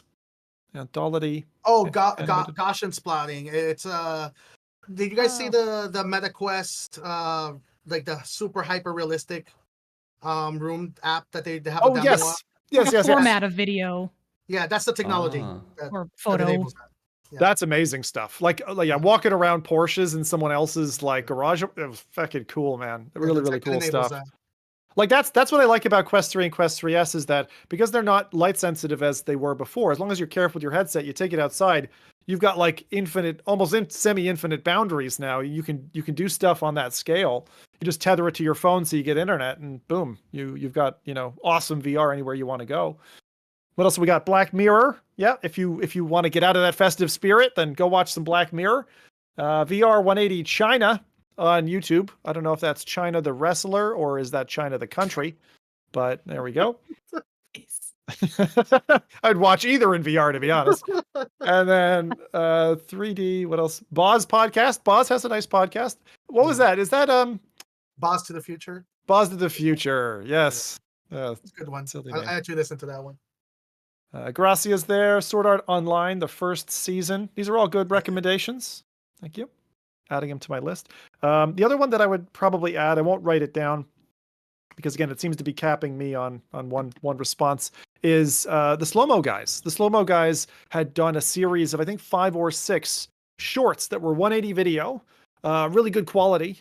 And then there's also a series called Micro Monsters, which is with David Attenborough, and they're amazing. Like watching spiders on super high resolution. That's yay! Fucking so cool. No, it's really, really neat to watch them, like one spider jump on another one, or just all the little intricate details. Really cool. Unless you don't like spiders, then you'll end up in a mental. It's like 80% of the population or something. Literally. And here you're worried about getting spiders in your headset, but now you can get it in your headset. Yeah. Oh, that'd be horrible if the two worlds collided. You're like watching a spider thing and it runs over your eyeball. Yeah. I'm not okay. I got to out my wife here because we've got this horrible looking spider sitting in our shed outside, and it's been there for about 4 months, and it's got this colorful back. The thing is clearly deadly. And she's like, no, I'm calling it Charlotte and it gets to stay. And I'm like, it's going to kill me. It's going to come inside. I almost lost a leg last year to a spider. What are we doing? Oh, but anyway, she's a tree hugger. So Charlotte the Spider, that is a book too, I think, right? Charlotte's Web. Yeah. Charlotte's Web, that's it. Yeah. Fun. Just get one of those salt guns. That's what I have. I have it's like a shotgun that just blasts salt. Oh, I always wanted one of those. It's great. I love it. It's great for killing bugs. You can kill roaches with those things too. Like first, use like ChatGPT and take a picture of it and then ask it what it is, because spiders are actually they keep your shed clean, like there's no. Use your glasses. Your glasses, exactly. Well, then you have to put your face pretty close. Exactly, really close because of the fisheye. It'd be jumping at me, biting my nose. So come on the next podcast with my skin. I love the idea of taking a picture of the spice. Give me a second before I consider to evict you or not. Just waiting for the internet. I don't know. Maybe I think it will continue. Phone and gloves. Oh jeez, that's so funny. And the other thing that I would just say is on this topic, right? Must see, watch VR related media is just anything that is captured with the Meta Wayfarer glasses. I really like that feeling like you're somebody else for a second. Definitely friends of mine have gotten them, and then you when you're watching it, you kind of feel almost like an out of body experience. I can't wait until we have that, but spatially captured, so you can live it first person in a headset. That's what I'm waiting for, because I think it's really, really neat. And ever having since watched that BBC documentary in VR, which was about refugees escaping on a boat, and it doesn't go well, the boat sinks on them or whatever, but it gives you this real sense of being connected to the people around you, even though they were digital characters and animated. I want to see that kind of in first person, Adam was learning to swim and, doing her paddling this year. It's it'd be neat to be sitting in the kayak instead of just looking at it, And so it's what we've had for games now for 10 years. I want to have that for experiences. Brain dance. Going forward. I want that, but I want to give you one extra additional to it, because I feel that's what made video game achievements much more fun in recent memories is I forget what they call it, but they call it a recall.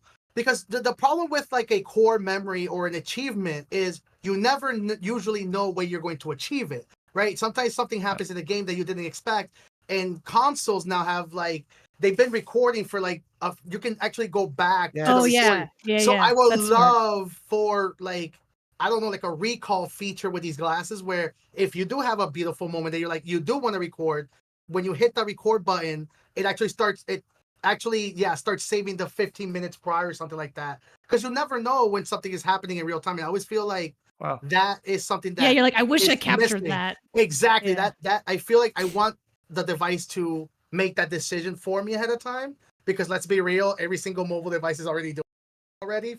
Yeah, of course they are. I mean, the thing is, let me use it. Might as well use it for something fun. No, I thought you were about to say that you wanted almost like a real life overlay, achievement system. So it's that would be cool. Congratulations, you put the toilet lid down. Something like that. Okay, I like this idea now. Yes. I remember play a video of you achieving that, but it has to play a video of you completing that achievement. It was a da da da da. Exactly. Automatically posted on Instagram, shows you randomly throwing out the trash. Yeah, why is that even the automatic posting thing? Why is that a thing? That is so hazardous. It's going to catch people out so badly. I don't know. I saw that recently and I'm no, the last thing I want is you to automatically take pictures with my glasses, then automatically load it to social media. Not a good idea. I'm going to press that button.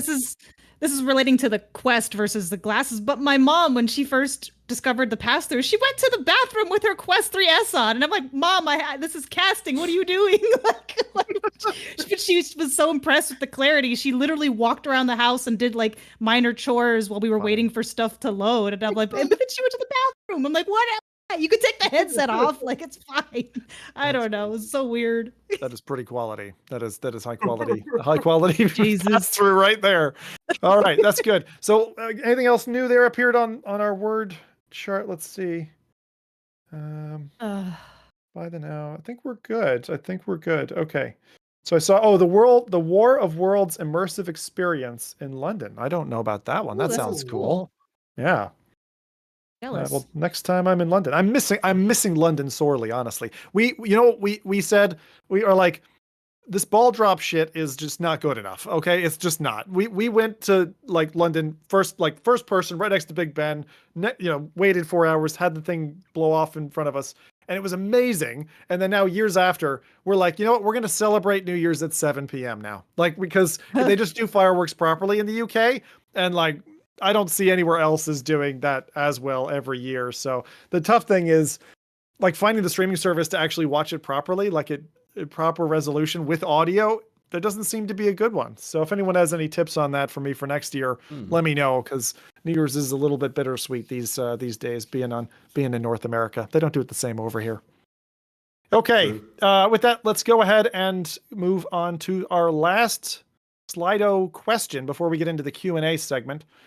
Here we go. So this is going to be, which flat game are you hoping gets treatment in VR treatment in gets treatment in 2025 You So, need help. well, I know Rowdy's is in there. That's funny. I'm gonna go ahead and be quiet and compose.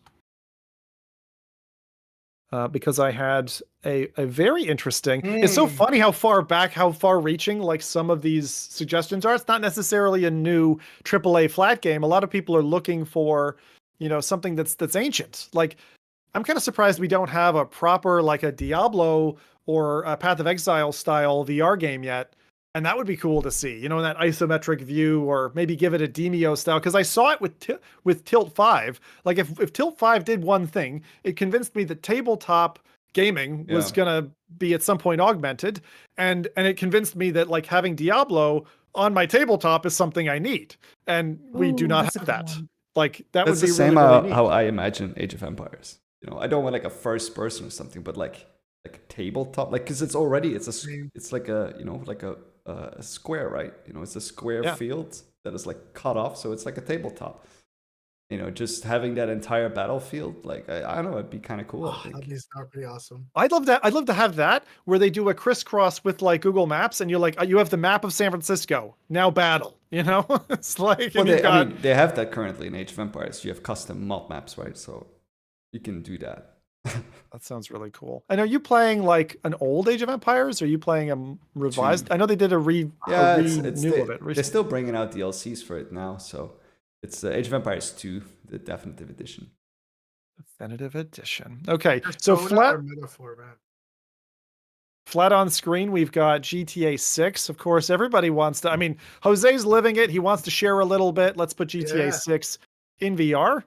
Definitely. Balatro, I don't know how that would work in VR. Great game, but that's a card game. Maybe in the same way that they've treated poker. You could literally be at a poker table playing Balatro. Be kind of cool. Mass Effect, that's the game that I've sorely never really gotten deep into, and has such a cool story. Just like Red Dead Redemption, I'd love to play that in VR. Wow. I'll just wait. You're like No Man's Sky, but you didn't get into Mass Effect. That is breaking my brain. That does not compute. Yeah, like Mass Effect, that series is probably that just etched in my brain as like I don't know, like those games are just that's gamer DNA right there. And I've heard how like humbling and impressive the story is. And again, it's that whole concept of immersing yourself into a flat game. And I did start. I started Mass Effect 1, and it was cool as far as I got. But then it's like I'm not a one game for a quarter guy anymore. Definitely not like the ones after the trilogy. Like there were definitely less, I would say. But like that original trilogy was just. I mean, maybe a lot of people were not really satisfied with the ending of it. Like, it was a little bit like but still, like all three of those games, like after playing 1, I was like, oh, I can't wait to play 2. And after playing 2, I was like, oh, I can't wait to play 3, which is big in games. Like, you have like 3 games like that are in a row, so solid. Yeah, but it's important that they're not just connected by lore, but the save file carries over. So the character you invest in on the first relationships. One, the relationships you create on the first one carry to the second one and carry to the third. So you can actually, Wow. That seems amazing. Yeah. Okay, so we've got Max Payne. I loved Max Payne back in the day, and with the bullet time kind of effects that we got in like Super Hot, for example, more recently, and Vendetta Forever. I'd love to see a game like that. I'm a little scared that I would, literally jump and like ruin my shoulder in doing that, but maybe it would be worth it. I think Metroid Prime with Switch 2, Metaphor or Persona, more JRPGs. I agree, more JRPGs. I want to do that. Actually, I'm playing an RPG right now, not arguably a JRPG, but I'm playing South Park: The Stick of Truth. Yes. Which is a really So good. solid game. So It's a really good It's game. so good. It is. Yeah. I didn't, it just feels like you're playing the show, and it's like, wow, this is so well done. It's your character, and so if you could bring something like that to VR, I know it's as flat as hell, but still. Astrobot, we mentioned that earlier. Please come along. Metal Gear Solid, I would play that. After having played, Augmented Empire, and then, what was the other one? It was a 5-chapter mobile game for Go, Republic. So the other Camouflage game. Right, yeah. Camouflage, please partner and bring us Metal Gear Solid in VR. We know you can do it. Give them the money and let's see some Solid Snake. So, what else have we got here? We've got, I put Battlefield Bad Company 2. Little thing Oh my God, yes. that I didn't know. I came along and I was like, I can't play Bad Company because they took the servers down. There's a mod called Project Romeo, and with this mod, you can, I guess, fetch from a cached server database your old EA data. I was like a level 48, imported my character, created a new soldier, and I'm playing, not kidding, like Battlefield Bad Company Vietnam, Bad Company 2. I was playing it over the holidays with my buddies. God damn, I want that game. That game drove me to 3D glasses. 2 games did. Left 4 Dead 2 and Battlefield Bad Company 2, which at the time, there was a Samsung unit that allowed you to do like 3D glasses. I couldn't pay the $600. I made my own little glasses, got into it. And man, I would love to be, blasting through buildings or getting dragged by a smoker in Left 4 Dead. Like, those are games that have to come to VR at some point. AI will do it if devs don't. So I'm waiting for that. What is Dangerous and what is Myth: The Fallen Lords? I don't know either of those games. Never heard of them. Nope. Myth? Anyone? Maybe I see Elite It's Dangerous. Elite Dangerous. Yeah. It's Oh, Elite Elite Dangerous. Someone's put multiple, Words, yeah. put entered twice or something. Yeah, okay. Anyone else there I missed? FFS? Someone put for fuck's sake. So they put in Elite Dangerous and then they submitted for fuck's sake. Right. Cute. Very good. Pokemon. We still don't have our augmented reality Pokemon in proper running on glasses or on a headset, so we can have our Pokemons all around us. But They had the sketchy side quest version that company eventually got taken down and made crypto Pokemon type stuff. That was an interesting try. Palworld, you mean? Yeah. No. It was actually a VR version. They took the Pokemon games and VR-ified them, but it didn't last long. Oh yes, it was. They talk about the wrapper that turned like you actually needed the actual ROM for the Game Boy game. No, you didn't need that. It one? was just a side-loaded thing. Oh, that's I think it was on Side Quest. Yeah. Yeah. But I want to actually be able to throw the Pokeball. Like what? That's just Same. why it's just little things. I don't want to watch someone else do it. It is going to feel weird after my Pokemon Go era, because I think I'm like a ninja. I am so honed at this little like bling the ball thing. That's just not a skill that I can put on my CV. I need to use it again at some point. Okay, so I think that's it for the last of those. So let's go to the Q&A. We're going to answer the top questions. Thanks everyone for adding all of that. So this is going to take us back to for Rowdy's sake. That's going to take us all the way back to slido.com/FReality. So we're back on the first one, the big old Q&A. And Rowdy, I'm going to let you read them out. Yep. Top question. Do you trust Pimax to deliver what they promise with the Dream Air and Crystal Super headsets? No. I don't think so. The reputation is a little bit too damaged for me to really give an honest opinion. I think that, if they surprise me, then, all to them. But considering what we've seen in the past, I just think that is going to be very complicated. How are they still alive? I don't understand. I Well, really do. Like, is it just flight sims who want podcast. super wide? Like most companies who don't fulfill their promise can't live for 5-6 years afterwards. I'm really confused about Pimax. Now, I'm not a Pimax hater. I'm not. I actually would love to see them move from, over promising to deliver what they they've Bare said. minimum. Exactly. Yeah. But they've never shifted gears on that. They've consistently overpromised and underdelivered, and I think they just need to change that balance. I'm surprised they're still alive. I'm glad to some extent that they're still alive. For the simmers out there who like the headsets. Yeah, But and I hope they can turn it around. But yeah, I mean, we need to look a little bit like at the past, and Yeah. you know, that based on that, you draw conclusions for the future, right? absolutely. That's exactly my answer. Is like, if you look at all their products that they've announced, suspiciously months after they make an announcement, other companies come out with announcement of headsets with similar specs that do end up coming out. So if anything, it's really cool to see what they like to propose as an idea, because it means that the supply chain is giving them those kind of signal cues, which means some bigger company with an actual track record is probably looking at similar concepts. So the fact that they're able to deliver, for lack of a better word or term, stolen ideas, it's really impressive. Like the stuff that they did with the Portal, where they tried to do the Android tablet that turns into a headset. They did actually ship that out. But the problem was software engineers weren't on board with the product. Thus, they released the tablet without the VR features ever being enabled. And I think a lot of their devices that they released have released in similar fashion, where they're like, yeah, this is coming out, and then this feature will release in 10 months, and It'll never come out do. later. Like Yeah. eye Exactly. tracking, I think, with the crystal and all that crap. It's like stupid. So Okay. if anything, they have access to hardware, they have access to supply chain conversations that they're probably not supposed to be privy about. But that's what gets me excited about Pimax is they have some pulse on the radar that they're able to know what's coming. And the Dreams concept is exciting when a company like Meta releases it, or whoever else. Someone else. Someone else. Anybody else. Okay. Anybody else. Next question.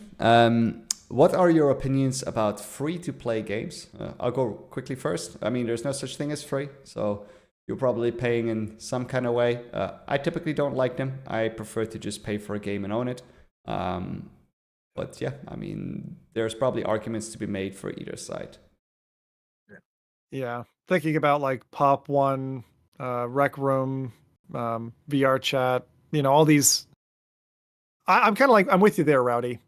You're gonna pay the tax somehow, right? And thank God we haven't yet seen ads come in as like I even now Twitch, YouTube, like these have not gotten more annoying than they exist in today's world. Like the way they find a way to interrupt. Even Twitter. Have you guys fallen victim to this on like X, where you're scrolling down and there's a video and then they insert an ad over the video, like they like hijinks and they like hijack the spot. I worry for the moment that comes into the VR space. It'll feel very intrusive to me.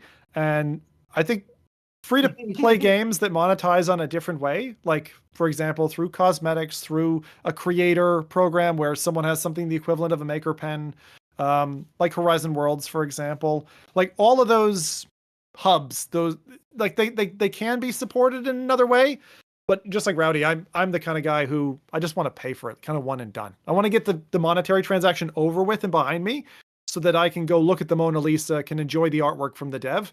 The other thing that I'll just say very briefly in that is I generally don't like to see devs like polluting their title or their approach with like creator stuff. Maybe I'm one of the only ones who's like this, but I really don't like it. If I see a little bobblehead of a creator person in there or some kind of crossover, it's like, keep that out of your art. It's like, I wouldn't want to see my face over Mona Lisa. So that's just my opinion. But there are some good free to play titles. I'm glad for people who particularly were younger, they get access to that stuff. That's stuff like Air Car, like demo stuff is where I really like free to play. And I think it belongs on, Itch, and it belongs on SideQuest and places like that. So what are your opinions, Adam, Jose?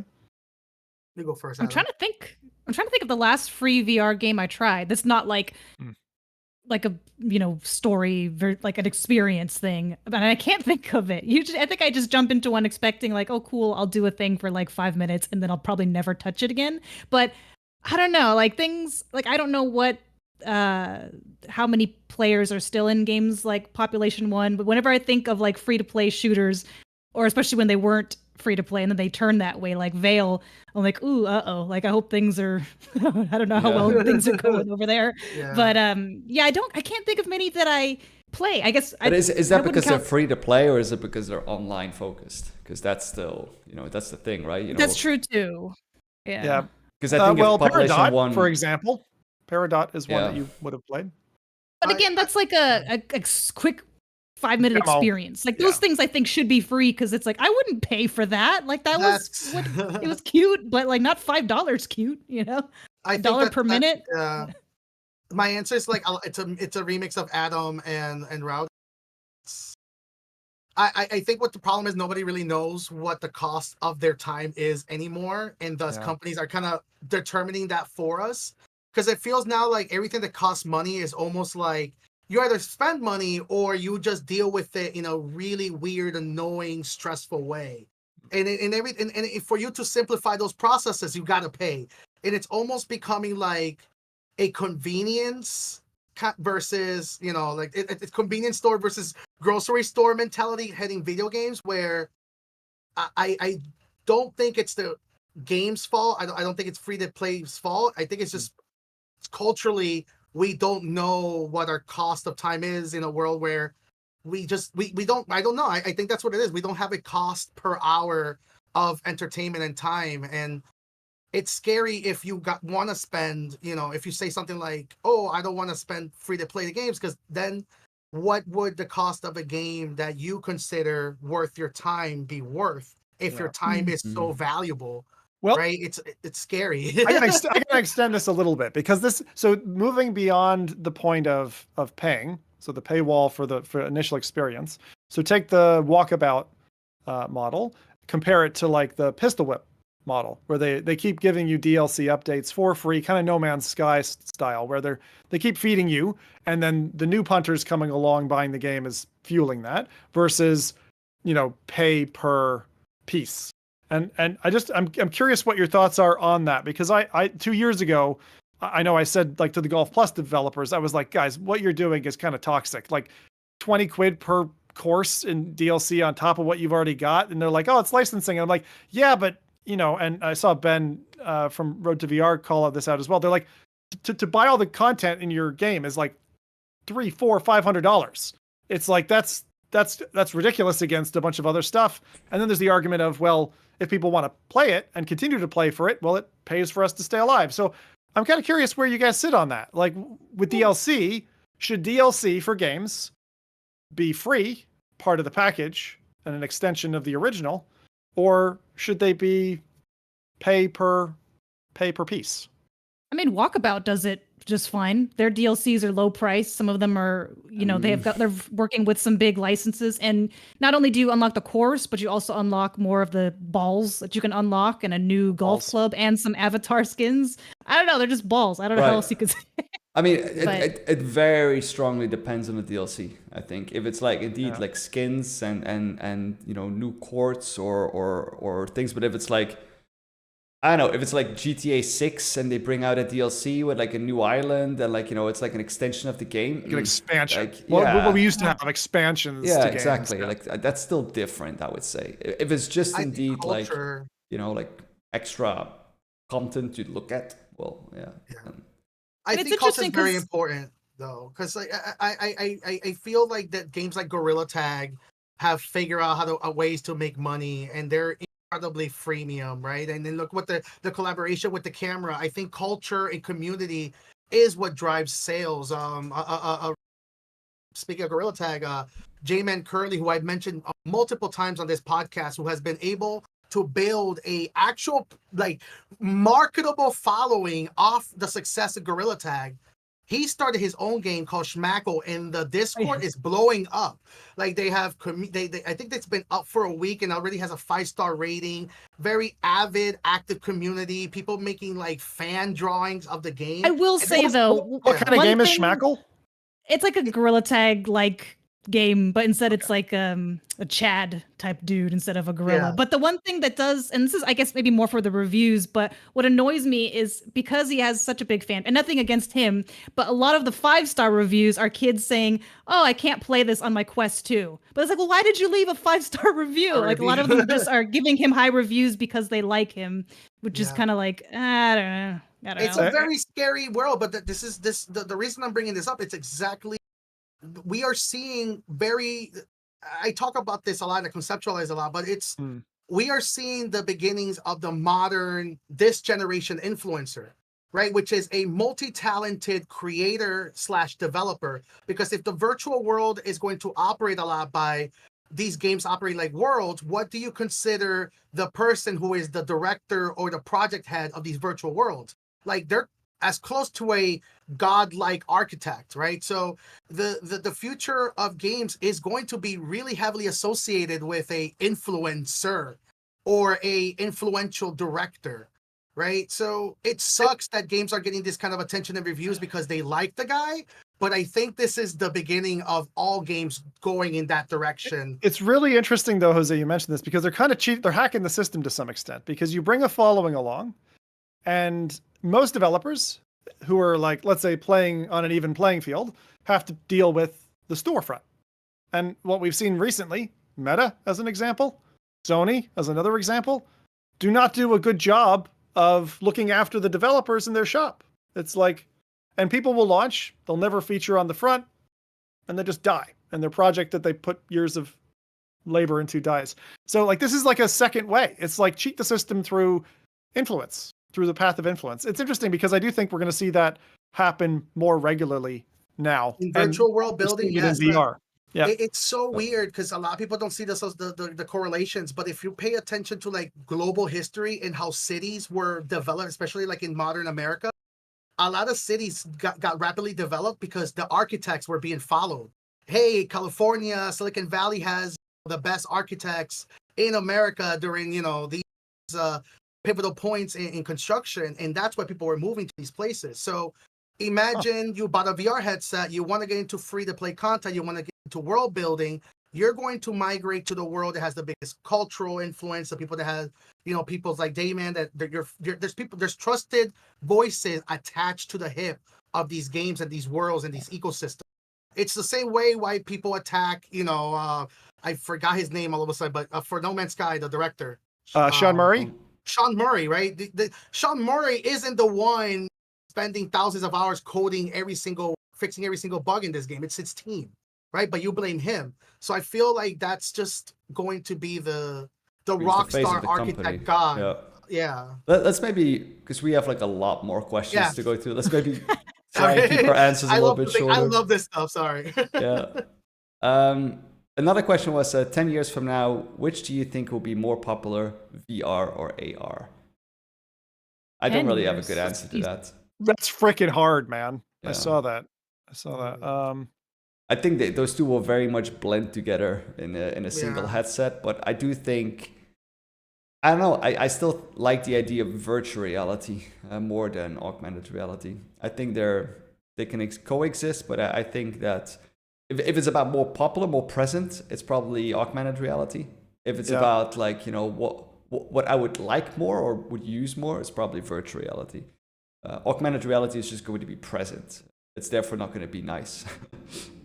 I'm just going to agree with Rowdy on this one, because AR is going to be in every day, every waking moment. You almost will have to, in the same way that today you have to take a vacation to exit from being surrounded in a bath of electronics, and like go touch grass and go see nature and forget that you have a phone, all that kind of stuff. That's what it's going to be like for augmented reality. It's just going to be pervasive in everything that we do. If you're in anywhere near the modern world, VR, I agree with you, Rowdy. It's like a vacation. It's like a vacation. I think it should still be that kind of vacation spot that I want to try something out. I want to check something out, for imagination, for new universes. I don't know. I think that AR unfortunately answers yes to, is going to be king in terms of popularity, because the number of hours clocked, how pervasive it's going to be. I think it's going to be inescapable. And to some extent, I'm a bit scared of that, because as much as I love this technology, one of the questions that comes to mind quite regularly for me and has throughout 2024 is this all good for us? Like, is it actually net benefit? I don't know. Sometimes it's hard to answer that. So Yeah. Maybe next question is a good one for Jose or for Adam. What would be your idea for a system selling never seen before multiplayer XR game? Well, never seen before. I have to come up with something that's never been seen before. Let me make a game now. it's very quick. Come on. Just spill your multi-million-dollar idea here on the podcast. It's fine. It's going to be a shitty one, but a lot of flat games have tried to do multiplayer stuff with dinosaurs, whether that's like dinosaur hunting or whatever. I think that could actually be really cool in VR, provided that the dinosaurs don't look like shit. I think that even flat games have had that problem. Some of the dinosaurs just look fucking terrible and the animations are bad. It's got to be really well done, whether it's, I think there has been a dinosaur hunting game, but it was on like the Quest and it was kind of cartoony, more of a style, which was okay. But I want more of not a dinosaur experience, but I want a full-fledged dinosaur game, and not Dino Hab either. Sorry, it was. I want more. Well, something you did better. say you didn't want them to look like shit. So Dino Hab's dinos aren't exactly good looking. All right. Can I remix that idea a little bit? Because I've been desperately dying for DayZ in VR. I'd love it if someone took Jurassic Park, the first film, and turned that into a multiplayer survival game. Holy shit, that'd be so great. Talking about a AAA level, but adult. Like, you're getting your arms torn off, you're gonna get ripped apart, like, and you can have an out of body moment. They can show you get ripped apart from a bathroom toilet stall, whatever. But like, by a pteranodon. That game to be given, like, without the nice family moments that was in Jurassic Park, like, make it a meaningful, like, adult focused game. That's what I want. Yeah, like dinos. Great. Aftermath or Extinction or something. Like, oh, it'd be so good. Okay, let's do it. Let's go. That's a really good game. For Schmeckle me, 2. That's a good one. I've always been obsessed with showboating. I feel like VR is perfect place for showboating, and there's no games that celebrates that. Like, I've always wanted a VR game where it's a wrestling game, but it's not really the wrestling that's the part of the game. It's the entrance. So I want a game where you can customize entrances, create your character, and people vote for like the best entrances. I've always loved. That's what I remember from wrestling. It's like you can make cool entrances. Yeah. You combine that with like full body trackers, and you could do all kinds of like stupid movements in. Oh my god, it'd be so cool. That also almost crosses with like VR art. You know, like you could like hire the best like tilt brush artists to kind of help you out with your getup. That's really cool, Jose. I like the idea. Nice. Next question. What did you do over Christmas? For me, I just ate a lot of food. Oh my gosh. Father, I have sinned. Man, I sinned so hard. Like, that's the amount of horrible food that I ate. Oh my god, we had like neighbors on. What are you talking about? We were just waiting. Like, did you murder someone? Or like one of our children? I used like a rot thing. Like, did you hang? Yeah. Oh gosh. No. Yeah. It was a debaucherous Christmas, honestly. So I gotta come back to real life. I felt terrible. I mean, it was like alcohol and sugar and everything. It was just, yeah. I feel better now. What about you guys? Yeah. What'd you do? I've got 2 Christmases that I usually go to. Well, I go to my parents in the morning, and then we drive like an hour and a half to my husband's parents, and then nighttime. After that, we come home and we open like the gifts that we've had for each other. So it's like, I guess 3 Christmases in one day that we somehow crammed together. Very tiring. But yes, I also ate a lot, and I don't know how I feel about that.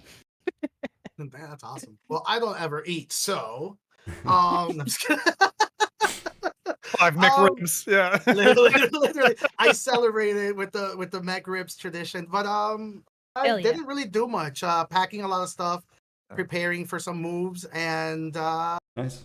Turned my desktop into a server. I spoke about it a few times on the podcast, but I finally made the decision to just get rid of my computer desk and just put my desktop under my router in a closet, and now I can just access my computer from a headset or whatever. So that's been awesome. as someone who used to put his own physical well-being at risk every time he climbed into his server room, which was my attic. So there was like a banister I'd jump up on, teeter on, and then try to hurl myself into an attic space, which was cold and had my server equipment in it. I recognize the beauty of that, Jose. So Yeah. that is nice. All right. Next question. I don't have an answer to it. Is there a list of Android apps that can be side-loaded and work well on Quest, or a Discord or subreddit about flat phone app side-loading? Ooh. Side quest somewhere? Yeah, I would say the first thing that I recommend people for when they ask these kind of questions is go on Google and learn how to sideload Android apps on a phone. Yeah. There's tools called ADB. You can just Google search ADB tools. It is a 15 megabyte folder or file that runs on Windows. You can literally just put the APK file in that folder and just run, ADB install and then the APK file. Yeah. That way you don't have to use like tools like SideQuest, which they do simplify the processes. They're very useful, but for people that just want to load a flat game and don't want to install too much stuff on it, I recommend just doing a quick Google search. Because then you can go to itch and just grab repositories and load games, and it's also more. It's for the power user as well. Like it feels a lot better that you know what you're loading into your headset, and you're only taking up space that you need to take up. That's a good. ADB is great. ADB is great, and I recommend going on Google, looking up best apps that run on a tablet. Any app APK file that runs on a tablet should theoretically work. There is nothing special about these firmwares that allow these apps not to work. And as a quick recommendation, Moonlight Streaming. Moonlight Streamer, it is a free app that allows you to remote to your desktop. VR Desktop does a really good job. It's available on the MetaQuest store, but that's kind of more focused on VR streaming. You can do screen sharing, but it's also a paid app. Definitely recommend Moonlight. Another one that I definitely recommend is TeamViewer, which allows you once again to reconnect to your computer, but it's much more simple. And Spotify, the Spotify APK. That's my top 3. Cool. All right. Another question here. Thoughts on the current state of the Meta Horizon app Quest marketplace? What changes would you make? I don't have a lot of experience with the stop shafting devs, Meta. I think they need to undo some of the changes that they've done with the storefront this year in particular. So Meta Horizon World's great. You gave it like a year out front. Stop doing that and let it like weigh up along with the other apps on the platform, because you're blocking people's income. And those are the people who are going to end up drawing more people to your platform in the future. So I would absolutely U-turn on pushing Meta Horizon into everyone's faces. And I know that that's probably difficult because, we all some people were sold on what Horizon was supposed to bring the metaverse, but I am not. I do not believe that is the way forward. I think it needs to be organic and it needs to be built by devs and not just directly controlled.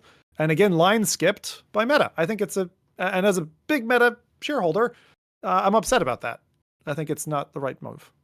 So. Like, why can't they just, because there's, if you go to Meta on the browser, it's like, oh, just the top games of this week. Why can't they just show that? Because when I go on in my headset, it's just like Gorilla Tag, clone, random crap. It's not anything of quality. And then having to explain that to my parents too. Exactly. They're like, oh, what is this Horizon thing? I'm like, just ignore that. Please don't even look at that. Just because it's like content overload. There, just when they want to know how to quit an app, exactly. I'm like, okay, press the Meta button, and then there's like 3 different windows that pop up, and they're like, how do I quit the app? And it's like, you have to look at the center one that has the picture of the game on it. Yeah. That one says resume or quit, but there's so much other crap around. It's so much. Tidy up your user interface. Make it simple. Take some tips from the folks at Apple. Like, they won't allow you to have 40 different things on screen at once. Like it's clean, it's simple, it's intuitive. You can hand it to a grandfather and they can work an iPhone. You can hand it to a 5-year-old. Like the Quest today, their onboarding has gotten a lot better. So props to that. 3S, 3, like it's pretty easy to get the thing set up. But after that point, the software side is just it's too scattered. It's too scatterbrained at the I moment. agree with the scatter, but I think it's an important question to ask is maybe Meta doesn't want to care about specific app creators and developers. I know it sucks to even entertain that, but Meta is a giant multi-billion. But it's the reverse, Jose. It's the reverse. They are specifically caring about. Data led them to that decision. The decisions that they're being made has to be approved by board members, by data analysts, by people who are realizing, hey, these free-to-play Horizon worlds are getting more traction than this $20 app, even though it's better optimized. It should deserve to get storefront visibility. There's so many things that justify that. How can we stand here and say Meta doesn't know that? At some point, we have to look at the underlying company that Meta is. Meta is a data-driven company. They care about social media over anything. Apple doesn't have a social media, so they to make that comparison is like the Apple interface. The Apple interface, they don't have a social network that's attached to it. Meta does. Meta's goal above everything is to appease Facebook stockholders. So, all right, like that's it's one of those things. I guess what I'm trying to say is like, I think developers need to start asking other companies to start releasing a store instead of expecting Meta to do it this way. Like, I forgot that saying, if you don't like what's being said, change the conversation. That Meta's not going to change their tune, and they're making the decision to go this way. I guess we've been down that route. We've been down that route. We've been down the side quest route and the alternative store interface route. Yeah. And I don't think that that's what we need. We need the platform owners. And this is both to Sony and both to Meta. To like take a bit more responsibility for what they're doing in supporting on a general basis, like an umbrella, that the mouths on their platform have an equal opportunity to get fed. And that's not what they're doing. They're breaking their storefront. They're confusing their first-time users. No, I'm with you. It's going to cause more harm than good in the long run, is my opinion. Because I don't mind. I get it. That's my point. Yeah, like they deserve to have. They deserve to have some real estate saved for Horizon. Fine, but like we saw them significantly damage search this year. It's like if you saw Google all of a sudden every first result was a Google tool. Like it's just. They need to get better at that next year. They really do. And honestly, I'm really curious what's going to happen because of the flood of 2D apps apparently that's coming. I haven't seen it yet. Is that still happening? That was a thing that we heard from Meta at Connect this year. I'm very curious. I don't feel optimistic about it, but I'm very curious what happens to our beloved VR devs when that change takes about. Next question. We still have more questions. Like by the time that we've answered, we won't do all of them, Rowdy. We'll take maybe. I think we can, but like if we just keep our answers short, then I think we can just I think. All right. Repetitive some questions. One of us each, then we'll do that. Yeah. Okay. You choose who to fire it at, Rowdy. Yeah. Don't give me a hard hardware one because I'm gonna suck at that. Don't give me a Jose question. VR as a medium can encapsulate most other mediums' devices, but because of cost, weight, UX. Perks of device focus, etc. Maybe it'll just live alongside them. Jose, your 30 seconds have started. No. Well, I didn't really understand your question. VR as a medium can encapsulate most. That goes off your seconds. No. Yeah, okay. But because of cost, maybe it'll just live alongside them? Yeah, so that... alongside computers, I'm assuming, right? Yeah, I think it's a little bit of reference to the Apple Vision Pro. Yeah. Like it can replace a lot of what it does, but... Absolutely. There's no such thing as one ring to rule them all. There's no one device to options are important. VR is just a next step to computers. So that's like saying, will computers be replaced if they evolve? No, because they're still computers. So it's just a different option for everyone. Good answer. Next one, live podcast when? I mean, we're live right now, but I don't think that's an in-person. That's a question, exactly, right? Because every year we we've gotten close. We've gotten 3, but we've not gotten 4 yet, right? CES 2026. That's the thing. Yeah, we don't know basically. Yeah. That's a tough one. Yeah, I look forward to it when we finally get to do that. We have rocket chairs, but we're very much a digital podcast, aren't we? Yeah, there's a couple of questions here I think that Jose would be ideal to answer. But maybe for Adam here, what do you want to be doing in 2030? So that's like 5 years from now. In VR. 2030. Let's just make it in VR. I want to go back to sort of, as much as we talk crap about all the Gorilla Tag kids, like a lot of them are sort of aspiring content creators. A lot of them will be weeded out because they can't follow basic instructions, but that's sort of the natural, the natural order of things. But I really want to be able to help that next generation of content creators start to get into it, specifically for VR. Because right now we have a lot of, general marketing, how to be an influencer people, but no one that's really specific to some of the annoying nuances of VR. So I do want to, and I'm hoping this year, like I want to make some kind of course or something. I know kids aren't really big on courses, but something. I want to be able to give back more and help the ones that are actually willing to put the work in, learn more and be successful at it. So that's what I want to do. Nice. Nice. And for Zim, what big names do you think come to VR in 2025? What big names come to VR in 2025? Yeah. Oh boy. I think we will end up, so I'll answer this from a few different angles, but I'll keep it quick. I think you'll see more artists because it's starting to become kind of like a fad. People like a Taylor Swift or, any of the big names. I think they're going to start to use it as a prop, as again, for influence, honestly. They start to see it as a channel and it'll start to kind of snowball that effect. In terms of companies, I was really interested in the Android XR piece and seeing Samsung back at the table. That's great. I still don't see Microsoft, and I do view them as kind of oil and water opposed to the whole thing, and I'm puzzled as to why they haven't decided to come play their hand a bit more. But I would love to see more competition at the table from the kind of hardware side, and honestly, Nintendo.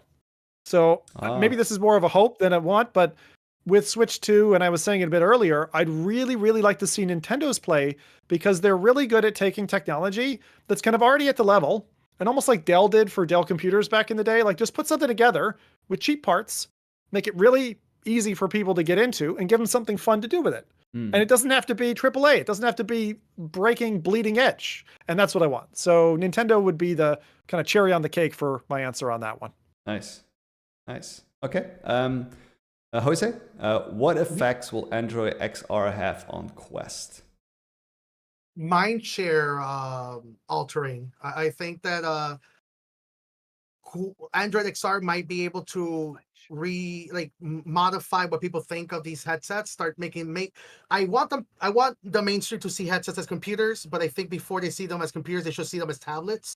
I think Android XR might be able to shift that mindset where people will be like, oh, I could use my Android, I could get a tablet set, and I think that will be the at least the precursor to accelerate things. So competition and innovation. Nice. If we keep asking questions, will this podcast never end? Yes, exactly. That's exactly what is happening.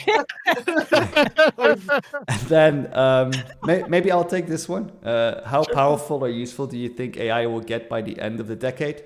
I think it will be transformative across industries, even in development of new virtual reality headsets. I think we're going to see big changes coming into that as well.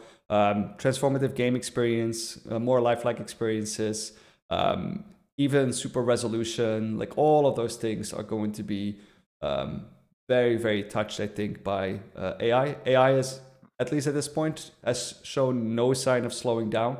It seems like we're still at the beginning of the curve. So there's a lot of stuff happening in that field, and all of the big industries, from all of the big partners, from Meta to from Meta to Apple to Nvidia, they're all very, very heavily investing. Microsoft recently did another, I don't know how many $1 billion of investment. They're all very much banking on this, and it's impossible that by another 5 years that we won't see something truly transformative come out of that. So yeah. Gonna get nuts. It's gonna get nuts. Next one. Crazy. So for Jose, was AVP worthy? How often do you use it? Has it replaced your monitors? It has replaced my monitors. Worthy is up to the beholder. I think for me, I care a lot about the future and building and seeing trends that people are not even conceptualizing at the moment. And I think that costs a lot of money. So is it worthy that I was able to tap into that and see a lot of things that people are now starting to even have conversations about? Absolutely. It's completely worth it. But would I recommend it to a first time adopter of VR? Absolutely not. If you're not a, cares about next year and cares about today, get a Quest 3. Like, absolutely get a Quest 3. So that's my answer. All right. I think we answered this kind of already. What kind of experience or game would you create in VR if you could? I know that we touched on the Dino game. I don't know if there's anything specific that you else would like to put here. Otherwise, we'll go to the next one. What kind of experience or game would you create in VR if you could? I still think something that goes along the lines of like tourism. So what I mean by that is like, do you remember Middle Sander? That kind of icy, I think it was Unreal Engine 4 created like walking simulator, or the one in New Zealand, like that kind of game. But designed for people who aren't into games, like something where you can like that concept that we had earlier in today's show, where someone's stuck in the hospital and they don't want to like fly around Google Maps just randomly, but something that's more like tour related, almost like a Sherpa that's going to take you up Mount Everest. Like someone's going to show you around a town. Like this idea of having a tour guide, like take me around Madrid, show me a great like restaurant, sit me down, let's have a meal, like almost bring me along for a ride that I know I can't have. Like that's something that I see as missing right now. And I think there's a population that's not yet in VR that will like that, 5 or 10 years from now. And I think AI is going to help actually bring us there, because the asset cost of developing that right now is too high, but that cost is going to come way, way down. Nice. Then for my next VR purchase, would you recommend a Vive Focus Vision or a Pico Ultra? Maybe for Jose? Pico Ultra. Simply because of the Wi-Fi 7. Is the Focus Vision Wi-Fi 7, Adam? Do you know? I don't remember. Yeah. I would go with but not having Pico experience, I would still probably go with the Pico. No offense to Vive. The Pico Ultra has a little bit of a better track record. They're doing well. I have personal experience that they're doing quite well. The Wi-Fi 7. If you can get one. Exactly. If you can get one in the US, if I don't know where you're located, but that will probably be my answer. It's just pay attention to track records of the companies that are making these devices, and pay attention to what your heart says. The socials are saying. Yeah, good answer. Then we have 2 more questions. First one, why did you cut your hair? I don't know who is this referring to. Is that Jose? He looks like he cut his hair, but I think his hair is still there. Yeah. I'm just trying to clean myself up a little bit for the New Year's. And then final question for all: who would you kiss, marry, kill? I want to marry Gabe.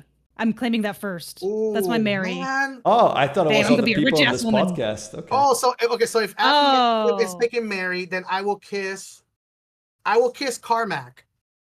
I will kiss John Carmack on the cheek, a little tap, a little. Mwah. What are the boundaries of this? We're doing VR. I heard Mary. I don't know. Kill. No, but like, what's within us? Or I meant VR industry wise. That's fine. Okay, that's fine. Yeah. Okay, I'm sticking with my answer. Who are your answers then? So marry, kiss, kill. Adam, what answers were yours?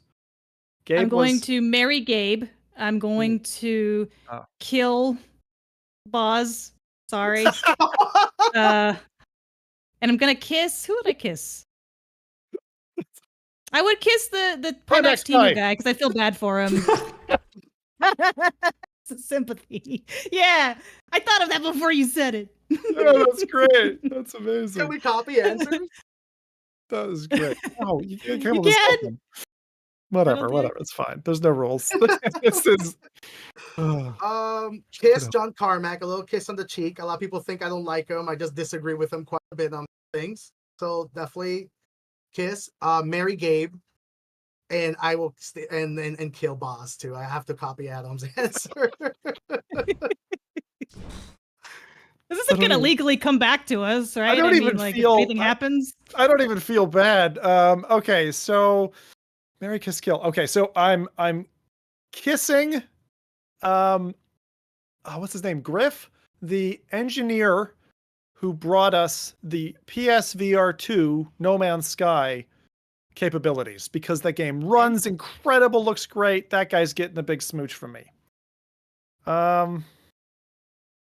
Marry and kill. Okay, I haven't thought about marrying anybody for about 20 years now, so this is a fun one.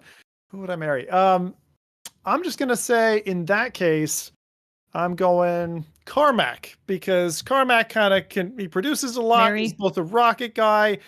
He also, brought us Doom, and he also, he's into things like Beat Saber and stuff like that. So he seems like he would be a real easy life partner to have in your life, and he'd just be busy over there doing his own stuff, and I'd have to see him 2 hours a week, so easy to handle.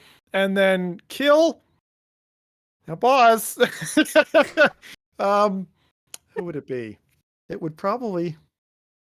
I'm going to abstain from killing anybody. I don't feel like. What?